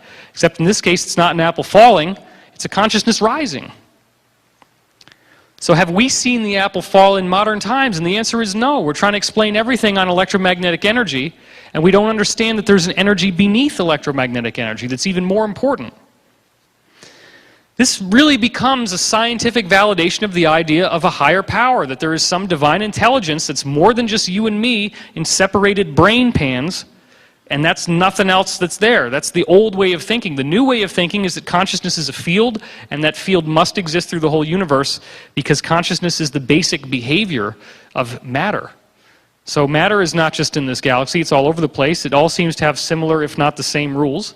Therefore, consciousness is very likely to be everywhere. Now we're going to go back into 2012 now. We've built a lot of background for this. So let's go into 815 AD, which is actually the first documented record of crop circles coming down. Crop circles are not new, and they have messages in them in the form of pictures written into crops, and those pictures will show us that there is somebody out there who wants us to figure out a puzzle, wants us to solve a mystery. 815 AD, if you look at these lavish, sunny, lovely quarters, it's actually very Gothic and gloomy. This is the Archbishop of Lyon issuing an edict called Against the Foolish Opinion of the Masses About Hail and Thunder. People believed in cloud ships from a place they called Magonia. What do you think a cloud ship is? You think that's a cloud? No. Think about it. Cloud ship is not a cloud. Cloud ship is something that they see flying in the air, and they say, well, clouds fly in the air. It's a cloud ship. And they believed that these cloud ships were flattening crops into circles because the cloud ship says, well, I'm going to protect you from bad weather, but here's what you need to do for me. If I'm going to protect you, then you need to let me flatten these circles out in your crops. It's kind of a weird deal to make with cloud ships, but what the hell? That's what they thought was going on. Agobard issued a prohibition against any locals taking seeds out of the crop circles for pagan fertility rituals. So what that means is that people were getting a bliss hit from the energized crops. They would build little huts out of them and stuff, and they'd want to have a pagan fertility ritual in them, which of course means what were they doing inside the little grass hut? I wonder. So that was purely subconscious. I had no idea what I'm doing there. Or I could go. No, there's no subtext. I'm not giving you any subtext. Obviously, what's going on is that the farmers are getting really angry because they're losing their crops. So the farmers start saying, hey, you guys, stop doing this. And they say, no, man, check it out. The energy is amazing. The farmers are like, oh, my God. So back then, the church was basically the government, so they go to basically the equivalent of the government, and they say, hey, look, okay, we got to stop these people. So Agobard, being also the governor, basically, has to issue this prohibition. Well, guess what it was all built around? It was built around crop circles, perfect circles in the crop, 1,200 years ago. Are crop circles new? No. All right, Elf Ringewort is a fairy ring, a ring of daisies caused by elves dancing, a legend that dates to the 12th century. I found this on Wikipedia, of all places. This is the people that are partying and dancing and making the thing fall down in the angelic realm. That's what they believed caused these rings from 1880. This is a strange story. Look at this. This is the equivalent of headline news in 1678. This is what happened.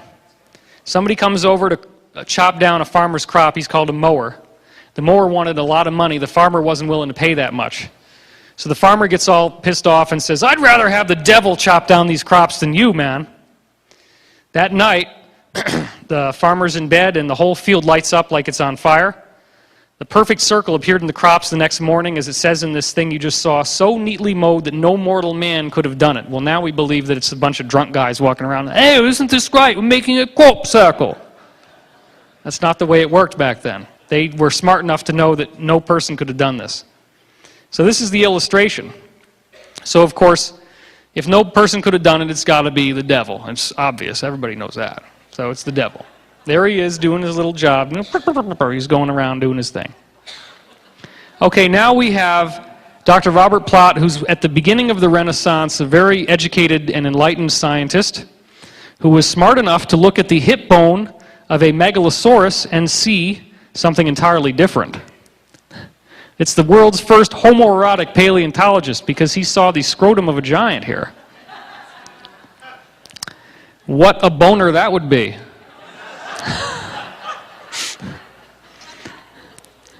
All right, so what he did is he started to look at these crop circles forming, and he actually drew pictures of them in the 1600s.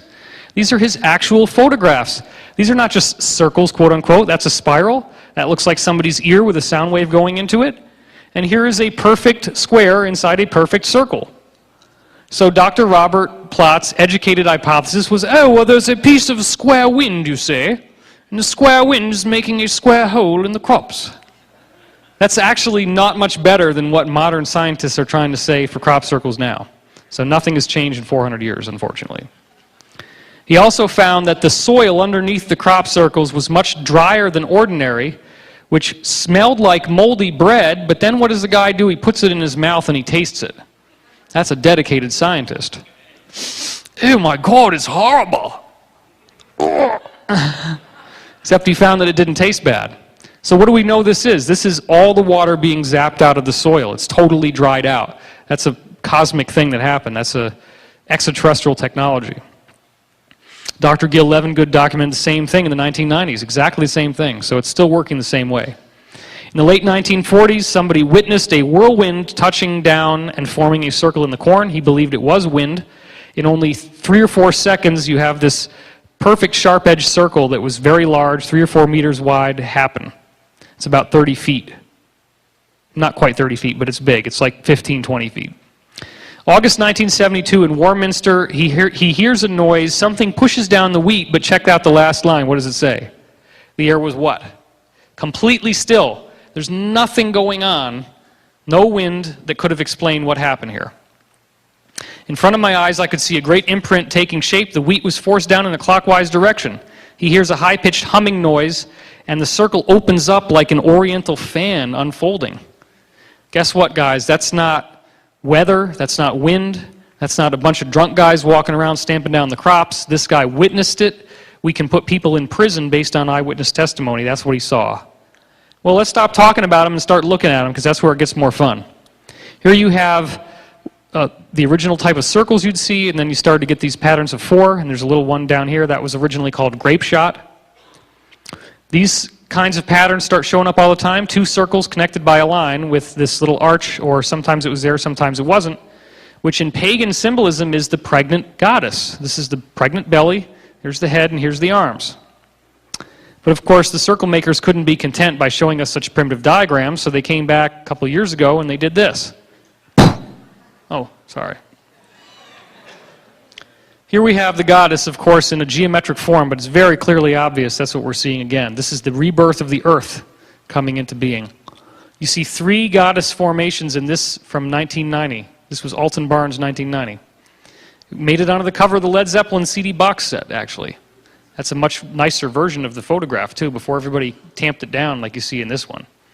All this footsteps messing it up over here. That's not there.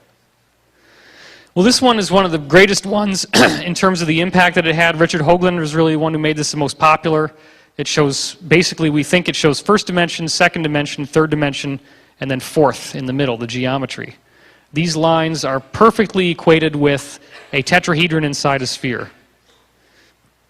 This is a situation where a bunch of people were sitting around studying crop circles, and they said, oh, wow, wouldn't it be great if they did a Mandelbrot set, this fractal? The very next day, it shows up in the crop. So somebody's listening. Truck driver drives by this part of the field. He doesn't see anything there. 15 minutes later, the farmer is going out there, and he sees this thing in his crops. It wasn't there 15 minutes earlier. It showed up in 15 minutes in 1996. Surveyors were asked how long it would take to do this if you plotted it all out on the ground, and they said minimum 2 to 3 days, and that would be if you really worked all day and all night. It's a beautiful formation, 15 minutes. This one's even more outrageous in 1996, because now you get like 3 of them rather than just 1, and they form this very interesting cat's cradle of equilateral triangles when you look at it from the top down. Now here's another fractal, and of course the skeptics start saying, well, this isn't really a Koch snowflake. A Koch snowflake is just taking the triangle, then making the inverse, and then iterating it more and more, and then you get this thing that looks like a snowflake. Circle maker says, oh, you don't think it's a Koch snowflake? Well, here, you're really stupid, so we're going to give you another one. We'll put a snowflake in it this time just so you can figure it out. People still don't get it. Now that is obviously caused by an army of hedgehogs running round and round and round. It's perfectly rational scientific explanation. A bunch of drunk gentlemen coming back from the pub one night with long boards on their feet and a funny cap with a string, and they're walking round and round, tamping down the crop circle, having the greatest time of their lives, making absolutely geometrically precise formations in record time over one night. I don't think that's what happened. And this is the kind of stuff that they were doing 1,200 years ago, causing Agabard to prohibit the pagans from taking these things out for fertility rituals, all the crops from these circles. This is what they're doing now. It's the same technology. That's my favorite one yet. I've never seen one that makes me happier than that one. Look at the precision. There isn't a single part of this that's geometrically out of alignment. Nobody on the ground could have done that in the one night that it showed up in. It's just too complex. Well, there's a message in there, genetic changes in evolution. Look at this. This is chromosomes breaking from 1991. When chromosomes break, that means the cell is about to divide. That's what this is showing you. So there's some sort of evolution happening. You look in 1996, you see a very clear illustration of DNA. Do you see the double helix there? Can everybody see that? I also want you to pay attention to this shape right here. I want you to look at that shape, memorize that little part. We're going to get back to that in a minute. This is the same kind of sine wave you see here, but it's in a geometric pattern. That's 99. Now look at what happens less than a month later. Exactly the same formation, but now it's got even more strands. So it's saying something is going to be happening to DNA. That's a suggestion. That's one suggestion. There are others.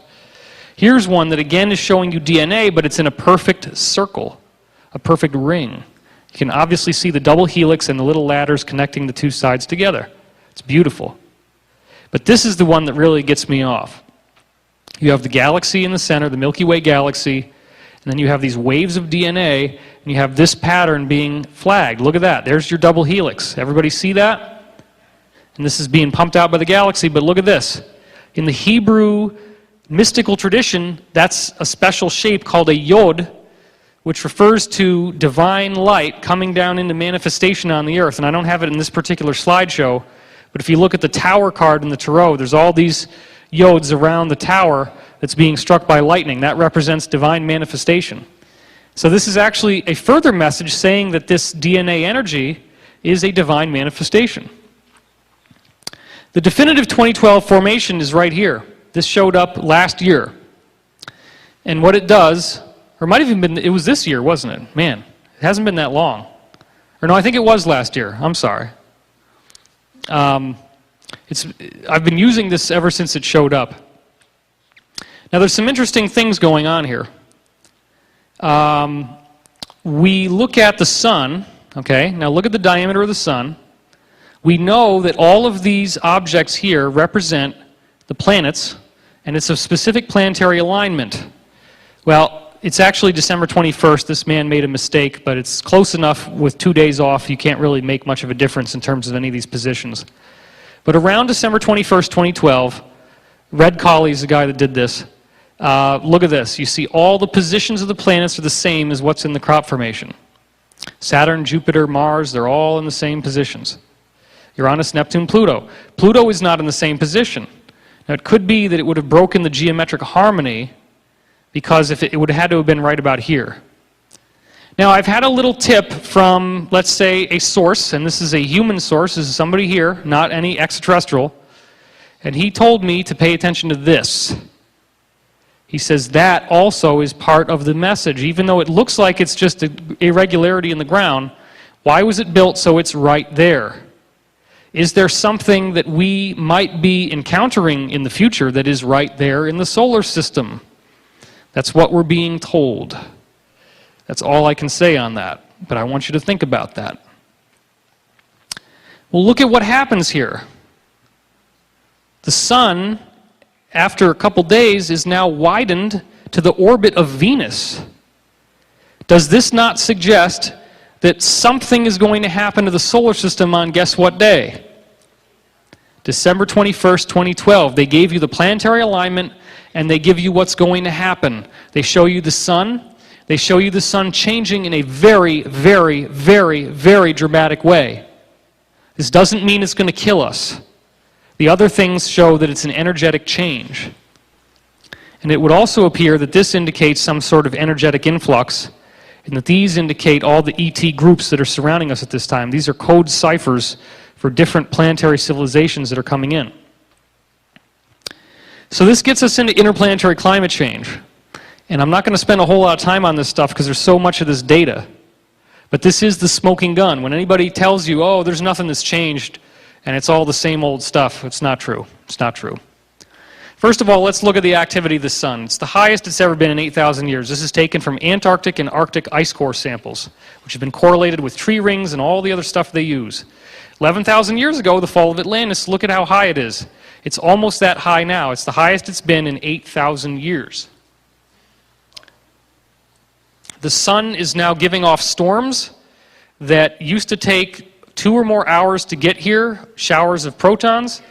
Last year, well, that's 2005, I'm sorry. In 2005, one of them got here in 15 minutes. That means the energy in the solar system is conducting those particles faster, which means it's charging up. The energy is vibrating faster, the particles move faster. It's very simple. NASA is now warning of a space Katrina in guess what year? 2012. They're saying that the sun could have a massive radiation blast, just like it's possible that the crop circle was showing us here. Even Army studies, mainstream government studies, are saying that the sun could be driving all the climate change on the Earth. Obviously, we're seeing it's at an all-time 8,000-year high. The solar wind is slowing down. That's still been happening. It's very weak. And at the same time, the sun's bubble, the actual magnetic field of the sun, has gotten 25% smaller. The most likely explanation for that is that the outside is pushing in on it. There's something pushing in on it and making it smaller. That's what would most likely be causing this, which again suggests we're moving into an area in the galaxy where there is a higher energetic charge. We have been in touch with insider witnesses thanks to Project Camelot, and one of the things we've heard is that we do have this fleet of ships out there outside the solar system, and they have looked at this wave coming in. They know there's a wave, they know it's coming in, and they're studying it, and they see that it's coming into the solar system. So they are paying attention. But they're not going to tell us until the last minute, which is, just enough time for everybody to panic while they run away. But that's not what this is about. This is about genetic change, and it's about evolution. And it's not a doom and gloom thing. Even though I'm showing you stuff that you could think about in a fearful way, all of these messages, all of these crop formations that they've built up 1,200 years of credibility to show you genetic evolution. They're not showing you doom and gloom. What would be the point? If it's an intelligent cosmos, why would it create life on this beautiful planet just to belch it off in a big solar flare? That's not what this is about. The galactic dust, there's more dust that came in between 2000 and 2001, 300% more than all the 1990s combined. That's another major study that was found. If you look at Mercury, Mercury's magnetosphere in 2008 was much more powerful than it was seen in the 70s with Mariner 10. And here's the actual mainstream publication where that came through. And now just recently, they go back a year later and they see even more stuff. They found magnetic tornadoes, magnetic twisters, and they said one of the biggest surprises was how strongly the dynamics of the planet's magnetic field solar-wind interaction had changed from the first Mercury flyby in January 2008. So what this is telling you is that Mercury has changed dramatically in its magnetic field in 1 year. That's it. Mercury is going nuts. That's the first planet in the solar system. That's not the only planet that's doing this. Look at Venus. 2,500% increase in the green glow in less than 20 years, looking like this right here. That's totally amazing. On Mars, you have the appearance of clouds. You see the clouds here that they weren't there. Mars didn't used to have clouds or ozone. They've only appeared in the last 30 years or so. It's another major change. Mainstream media has reported on global warming on Mars. Guess what? Nobody's driving SUVs on Mars. At least if they are, there's probably a lot less of them than there are on Earth, and they probably run on free energy, based on what our whistleblowers are telling us. But that's melting, something is melting the ice caps on Mars. Jupiter has this plasma torus that you couldn't see before 1974, and yet now it looks like this. As time goes on, the density of this torus, as you see here, is getting 200% thicker. This is the natural saucering movement that it makes as the moon Io is going around its orbit. Well, they get so bored, they're stronger than expected. 200% increase in the whole density of this thing in basically 25 years, 15 years. Very, very short time. 15 years, every single particle inside this thing gets 50% denser. They say, well, it exceeded expectations. Okay. No biggie. Jupiter's white ovals disappeared in 3 years. There's 3 of them up here, and then you see there's 2, and now there's 1. Dr. Philip Marcus believed this would cause an 18-degree global warming on Jupiter in only a decade.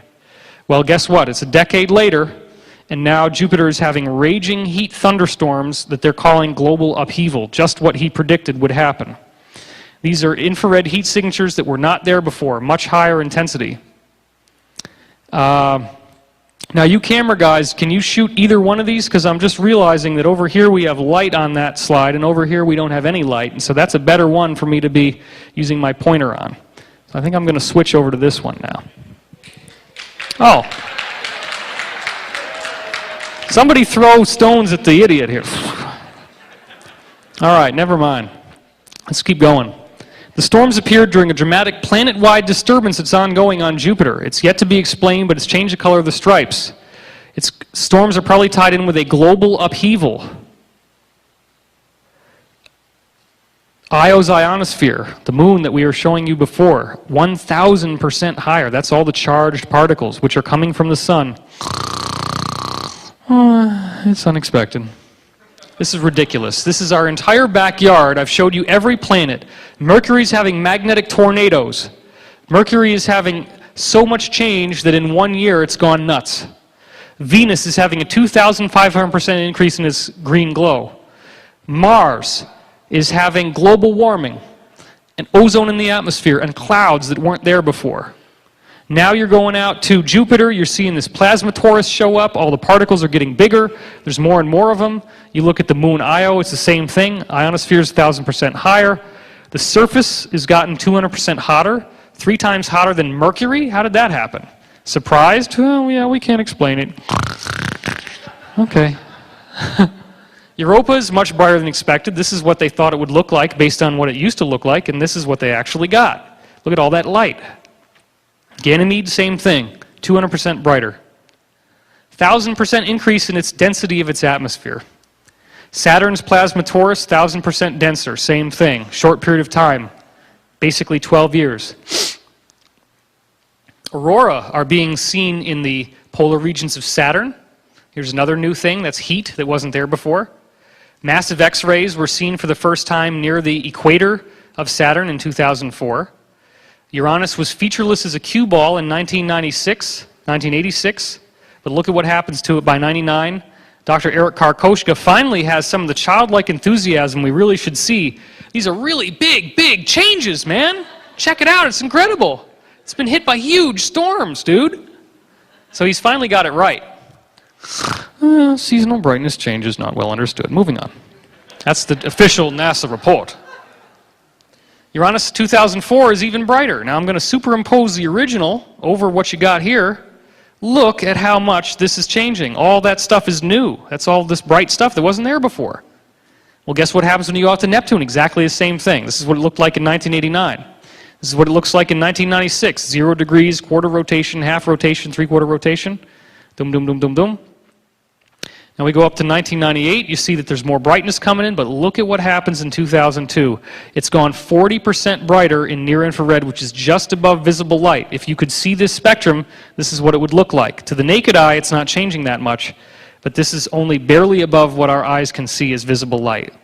So now I'm going to show you what it looks like as it goes from 89 to 2002. Watch. Watch the bottom. Look at how much it's changing. Do you think this is just a random thing that's being caused by the tilt of the equator of the planet relative to the sun? No. This is a planet-wide, solar system-wide effect. Global warming on Pluto, 300% increase in its atmospheric pressure from 89 to 2002.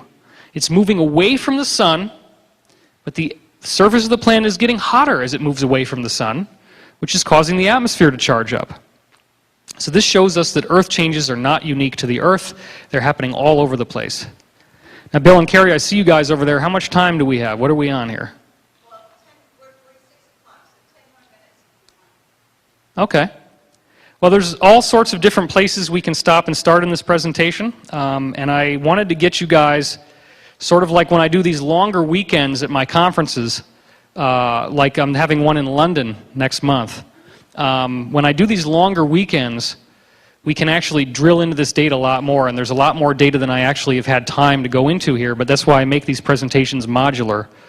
But what you're seeing here is, if you look through, I'm going to summarize some of this stuff and zip a little faster so we can get to the punchline.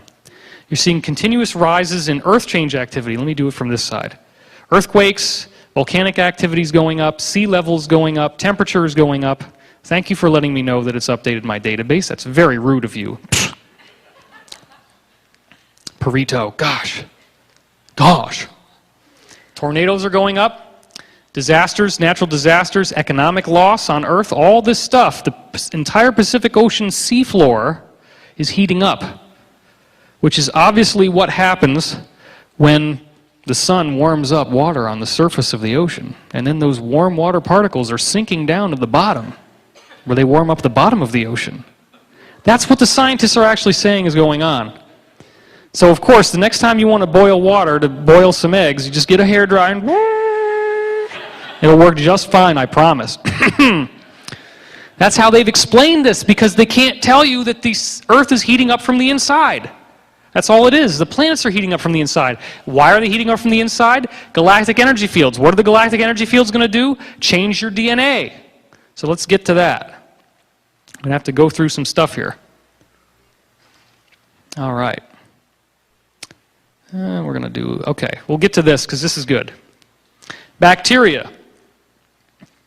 If you look in the Antarctic ice, in the interior of a volcano, even inside a nuclear reactor, you find little critters. They're everywhere. They even survive in space. They've been recovered after being frozen for 10 million years.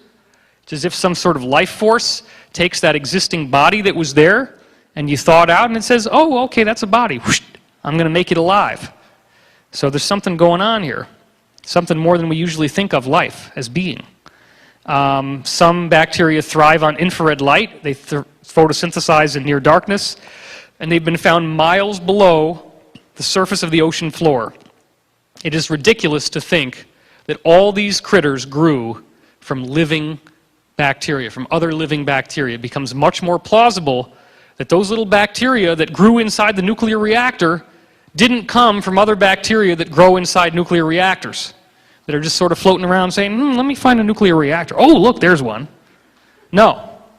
Those nuclear reactors are hermetically sealed for a reason, but they're not sealed from the source field. They're not sealed from this energy that goes in there and says, oh, here's a place where I can make life. This is like what happens in a star. Let me go ahead and jump in there and start creating life. So they call this a problem, but it's actually a proof. It's a proof that life is everywhere in the universe. Dr. Chandra Wickrama Singh, say that 3 times fast, and try to spell it while you're pronouncing it. I've had to practice that, I might add. Has proven that the organic material in comets is biological. It has critters in it. There's billions of comets in the solar system alone, and he believes that all life on Earth may have come here from a comet. And this is Dr. Francis Crick, the founder of DNA. And what he shows us is that it's way too complex to have evolved by random chance. It's as if the entire Encyclopedia Britannica fell out of the sky, one word at a time, and it all just happened to arrange, like those monkeys on typewriters. That's the kind of logical idiocy that it is involved to try to say that DNA is a Darwinian mutation from random accidents.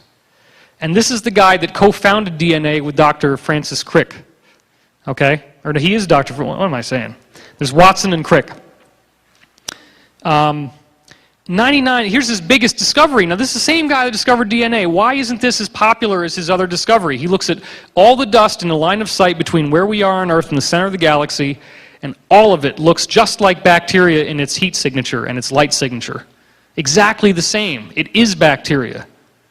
So this is Howard Hughes' worst nightmare. Space is filled with germs. Don't go to space if you're a germaphobe. Even the mainstream media is saying space that creates human life found in another solar system.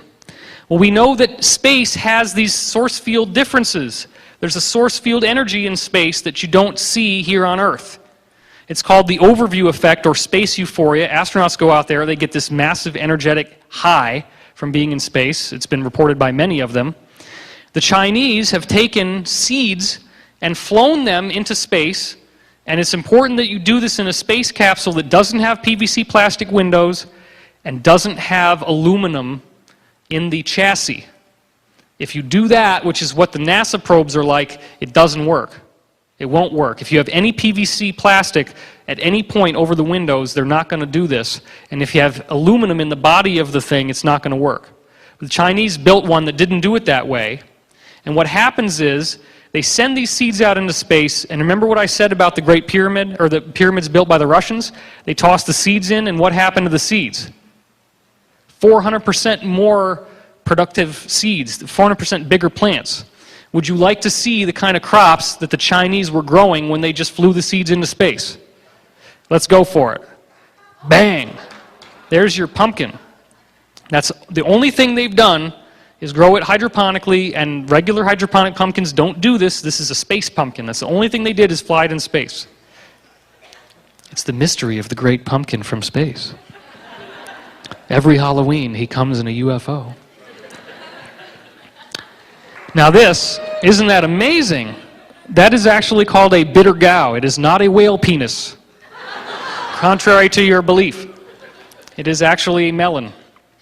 Now, you know those little hot peppers, right? The little hot, oh, Jesus. Or maybe you really like it. Maybe you're a sadist and, oh, this is fucking right, man. I shouldn't have sworn. I'm sorry. Edit that part of the video. Oh, this is wonderful. Okay. Let's look at some hot peppers. Let's look at some hot peppers. That's a lot bigger than they're supposed to be. That's amazing stuff. So is this the source of all life? Is all life found in an energy wave? Well, check this out. This is Dr. James Strick, Sparks of Life. Major scientific conspiracy of the 19th century. Many of these guys were arguing in favor of Darwin random mutation, and others argued for spontaneous generation, life from non-living things. They didn't know whether it was one or the other. They found numerous experimental examples of spontaneous generation. Pasteur had cases where life originated from non-living things, so it's not as easily dismissed as we would like to believe. Louis Pasteur is why you have pasteurized milk. All these guys created a conspiracy where they buried data where you have sterilized test tubes where nothing could grow in there and critters grew in there anyway. And they threw it all away because they wanted to believe Darwin was right. Because survival of the fittest is an Illuminati philosophy that says if I'm the best killer, then I'm the most evolved on the planet. And that's how they felt about themselves. So they enforced it into the scientific structure of the world. History's been completely rewritten in favor of that model.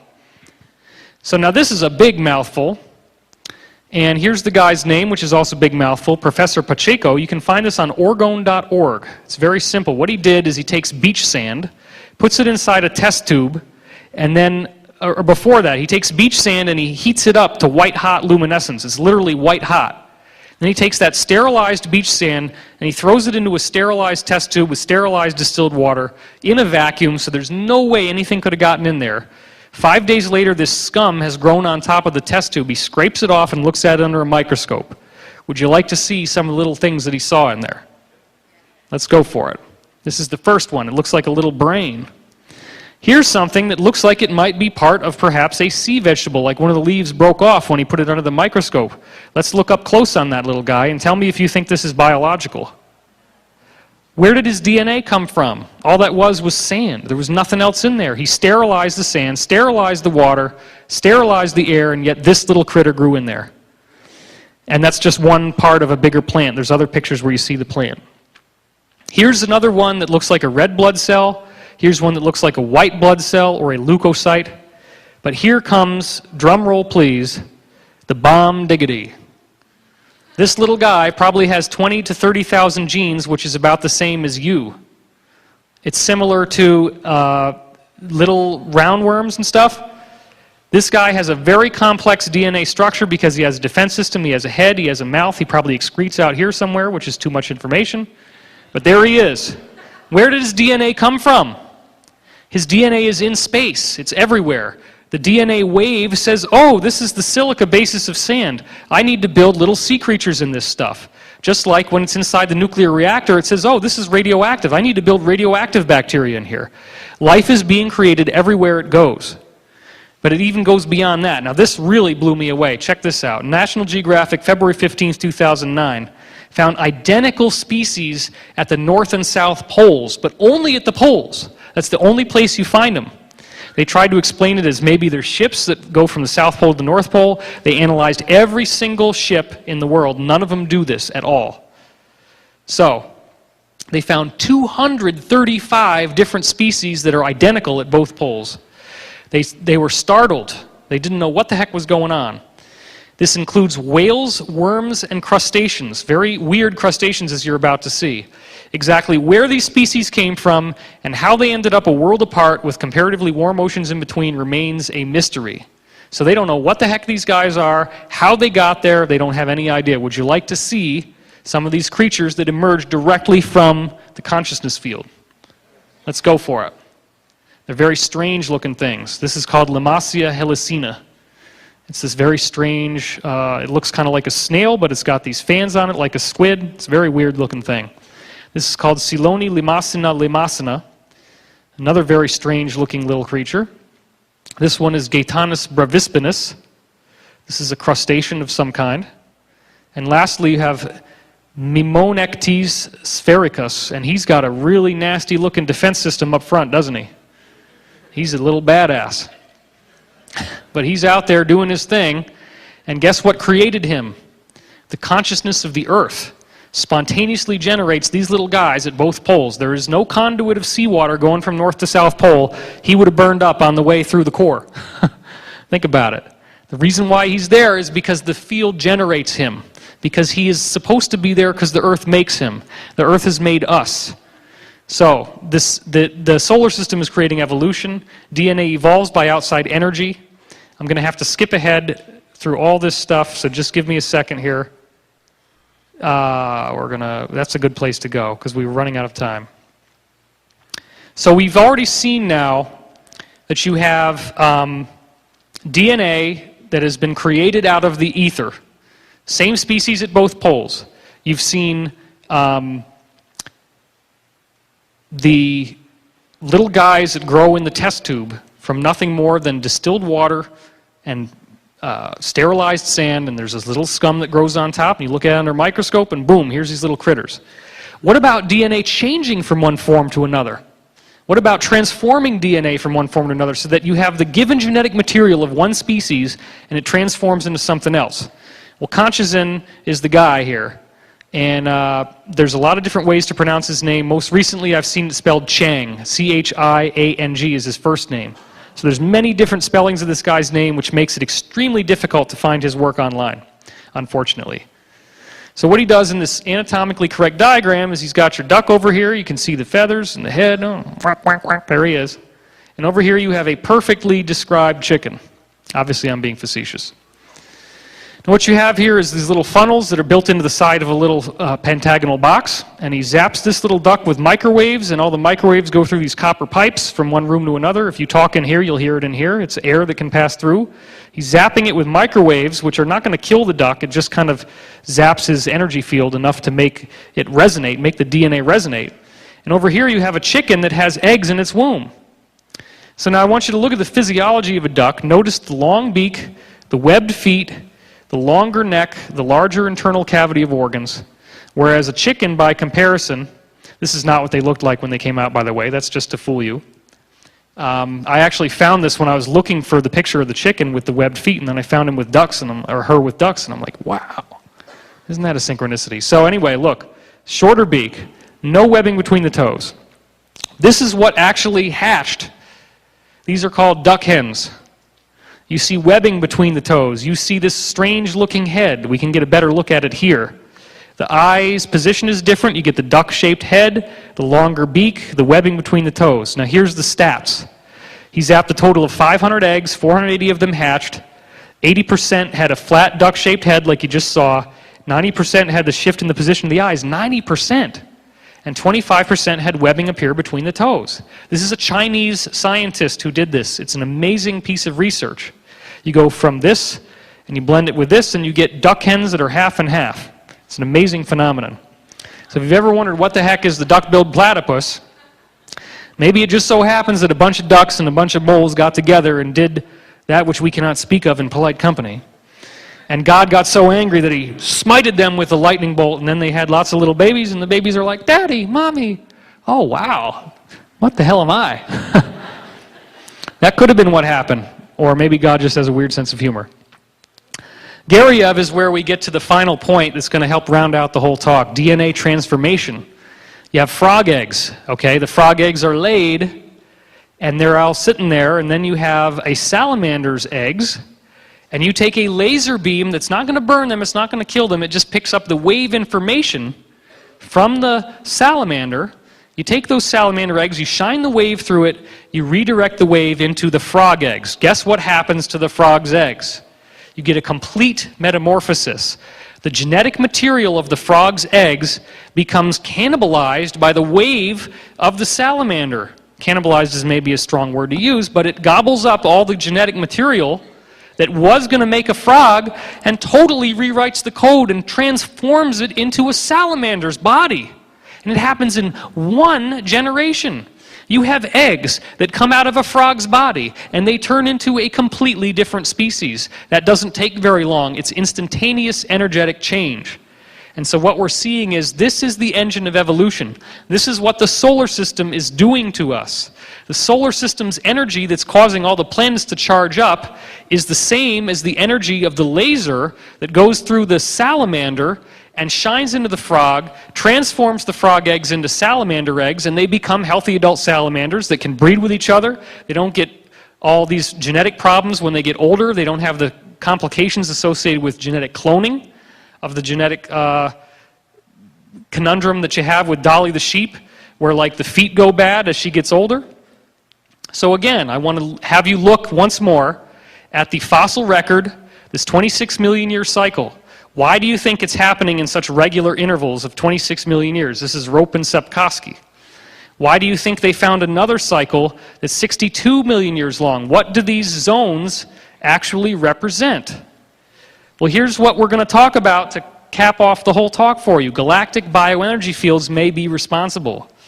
We now know, thanks to Dr. William Tift, that even though most scientists associate redshift, which is just a microwave frequency, that's all it is microwave light. They associate redshift with distance. Tift has looked, and his colleagues and people that have followed after him, have looked at hundreds and hundreds and hundreds of galaxies. And every single galaxy that they look at has a structure like this.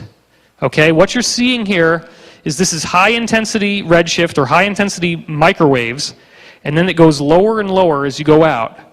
So these frequency changes are very regular. This is within a regular galaxy now. And what's happening is, you can see another example of it here. These are redshift structures. You see the layers. What's happening, we know from Dr. Rosine Lallement, and here's the link down at the bottom, and you can verify this.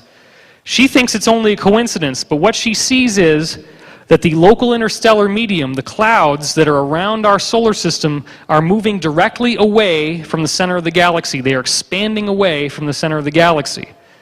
So what we're seeing now is that these guys, these clouds in the galaxy, are going to be expanding away from the center in regular intervals, just like Lallement discovered. This appears to have the energy from the galaxy that reprograms all DNA and all life on Earth. Now I ask you this, if you have these 62 million year cycles in the fossil record, if you have 26 million year cycles in the fossil record, if you have these striated, evenly different frequencies of microwave energy in the galaxy, if Dr. Rosine Lallement has proven that the clouds are flowing at us directly from the center of the galaxy, then don't you think maybe, just maybe, interplanetary climate change is being caused by galactic energy fields, which are squeezing in the heliosphere, making it 25% smaller, shooting in particles to the solar system, causing all of the planets to get charged up, hotter, brighter, more magnetic, and that energy actually has the DNA wave information to transform every living species on this planet into the next level, because guess what? This is a 62 million year cycle, and the last time it fired up was 65 million years ago. This is probably off because of the variations in the influx of solar radiation. We're at the end of the cycle right now. Now there's one thing that we're going to end with, and that's the final proof that's going to make this all come together for you. I can prove to you that human evolution is already doing what we expect it would do based on interplanetary climate change, based on the science I've showed you. I have the scientific proof that you are actually evolving genetically based on this science. Check this out. John Hawks, University of Wisconsin anthropologist, studied evolution in human beings called positive selection. He found that in the last 5,000 years, your DNA is upgrading 100 times faster than ever in human history. In fact, the last 40,000 years have been a time of supercharged evolutionary change. We are more genetically different from people 5,000 years ago. That's 3000 BC. That's the time of things like the Sumerians, and that's the time of the Indian Hindu scriptures. We normally think of these people, the Old Testament is just a little bit after that. Ancient Egypt, people building pyramids, we don't think of them as much different than we are. But if you compare those people that are building pyramids in Egypt to the Neanderthals, right, with the big clunky brow, nothing like mine. My brow has nothing like that. I'm not a Neanderthal. You compare those people in Egypt with Neanderthals, like me, and they are more similar to Neanderthals than they are to us. You don't think about it because we look around and we say, oh yeah, these are people, everybody's the same, you know? But look, the genetic proof is already here. We've changed more in 5,000 years than ever in human history, and he's calling it supercharged. This is an actual mainstream media proof of that. And here's another one, showing that our evolutionary fast lane is becoming increasingly different at 100 times faster in the last 5,000 years. Now here's the last thing. Our average IQ has had to be increased by 3 points a decade. It's been studied over 20 different countries by Flynn, and it's continued for over a century. And it is happening the most, our IQ is rising the most in abstract non-verbal patterns, which means it doesn't have to do with us reading more magazines, newspapers, and surfing the internet. It's a symbolic intelligence. So this is the hardcore proof, scientifically measurable. The reason why the IQ is going up like that is because a score of 100 is supposed to be average. That's how it's weighed. So in order to keep 100 average, you have to bump it up by 3 points every 100 years, because everybody's getting so much smarter, you got to keep knocking down their IQ score. Because everybody now, its average is 100, that means that everybody's so much smarter, now your IQ is going to go down and down and down, which if you have low self-esteem could really hurt you. So just don't hang out much longer, just, you know. No, I'm not saying you should kill yourself, of course, unless you're really, really arrogant about your IQ. Anyway, this is where we're going. It amounts to a cultural renaissance. So the galaxy, and this is the final point. 20 years of study of ESP has proven, scientifically sound studies, he looked at all of these studies, Spottiswoode his name is, to see if people are psychic when it's high noon or a certain time of the day. He didn't find anything in the normal day, which is where the sun is relative to the center of the Earth. But when the Earth's position relative to the center of the galaxy was studied, he found that when you are aligned with the center of the galaxy, your ESP ability goes up by 400%. This is a mainstream scientific study. So think about this. We now have the proof, and this is what I'm going to end on. We now have the proof that galactic energy, as you see right here, he took 20 years worth of studies into ESP, 20 years. And he found that people got more psychic when the galactic energy field is hitting them. I've showed you layers of fields in the galaxy that are measurable on a superficial level by microwaves, just like near-infrared is showing up in the planets, same thing. I've showed you proof from Rosine Lallement that these galactic energy waves are in fact expanding away from the center of the galaxy as they go out. It's not proof, but it's certainly circumstantial evidence that strongly leads in that direction. I'm showing you proof that the solar system is changing, proof that the sun's heliosphere is shrinking, which suggests very strongly a galactic causation. If the galactic energy can make you more intelligent, And if all the species on the Earth are being reprogrammed in their DNA in 62 and 26 million year cycles, and if we're at the end of another 62 million year cycle right now, then let's put our hands together, because we are awake and aware, and we're walking into the new age, maybe in 2012. Thank you so much.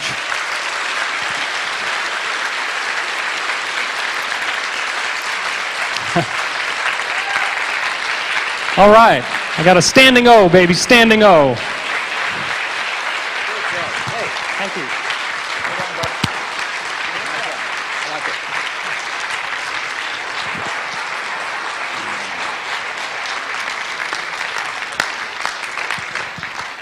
I'm glad you liked it. Okay. David, thank you. That was absolutely superb, as usual. And wish we had more time for you, actually. David Wilcock, ladies and gentlemen, and thank you very much for staying with us all this time, being so patient. And I just want to quickly say, Jordan Maxwell is selling these DVDs, I guess, or CDs of all his work outside on a table right outside the door, and that's the way you can support his work. And believe me, he needs all the support he can get. So your donations, even buying this and showing, pledging your support monetarily is very helpful. To all our witnesses, to everyone who's been on the stage today, I just want to say that most of whom have donated their time to come to Camelot and speak to you.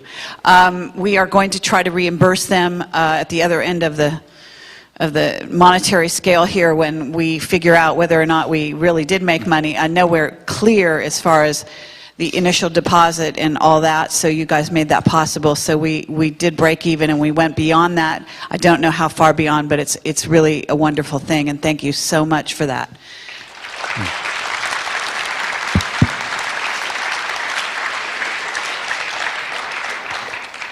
I want to ask Kerry Cassidy a question here in public. Kerry? I'm sorry? I'm asking you a question. Okay, wait 1 second. Wendy from the Granada Forum has DVDs for sale over in that corner. So after we break, if you could also show your support by helping her out. She spent a lot of time and money. I want to thank Ted. Ted, what's your last name? I'm sorry? Saint Rain. Is that Illuminati? No, I'm just kidding. Ted St. Rain, a wonderful filmmaker here, and he's almost filmed every conference out there. I have to tell you, he's an amazing guy running those cameras, and thank you very much for that. I also want to thank Dan Bender, who's been running the streaming, and the internet audience for participating.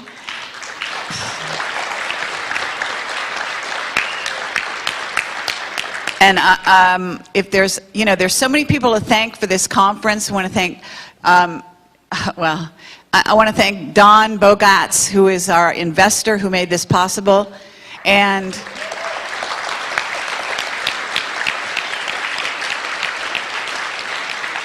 just a terrific amount of people that made this all possible. So thank you very much. We can't name you right here. We actually have to get out of the room right now. But, I want to ask Kerry Cassidy my public question here. This is unrehearsed, because everything we do is unrehearsed, as I think you probably know. I want to ask Kerry, is this the last Awaken Aware in LA conference, or is this the first? Oh, that's a good question. There's no way of knowing. We have other people wanting to invite us to other cities, so we basically want to continue this kind of ground crew effort. This was our first shot at it, Project Camelot ourselves organizing something. Seemed to go very well, I have to say, and so thank you very much for all of that.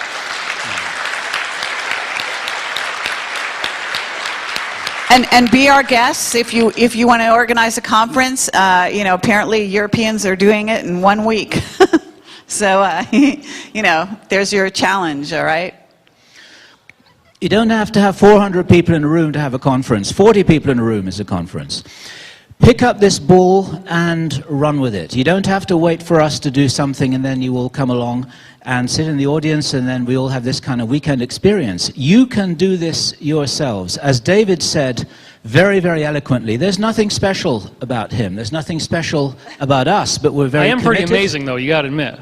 We're very committed, we're very determined, and we feel that we're here for some kind of a purpose, and we're figuring it out as we go along. We know from having talked with you privately that many of you feel the same thing. So whatever you want to do, just start it.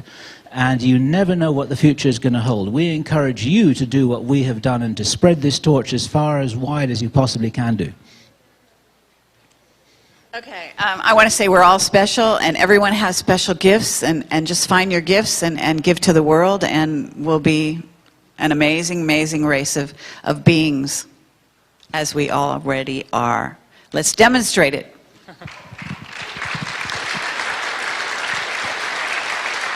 Lastly, the last thing I'd like to leave us with here is that these guys are not Illuminati agents. They're not paid by the government as disinfo. This is a grassroots effort. It has come from the blood, sweat, and tears of these two people who are very dear and loving friends of mine.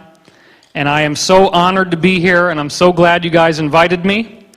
And I would like to say that all of your donations out there make it possible that all the content Project Camelot gives you is free. Even the conferences are free on the internet. All the videos are free. They've never even charged for anything they've done. It's 100% reliant upon either you showing up here at a conference and paying for the conference, or even better, sending in donations so they can continue to do what they're doing.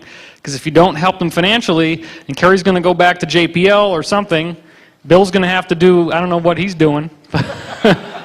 He never wants to tell anybody. But, you know, the fact is, your donations make this possible. This is a grassroots effort, and the green energy is a very wonderful way to love them. But even more than that, thank you guys so much for continuing to stick it through the good times, the bad times. Thank you on behalf of everyone here, which will be shown by their applause.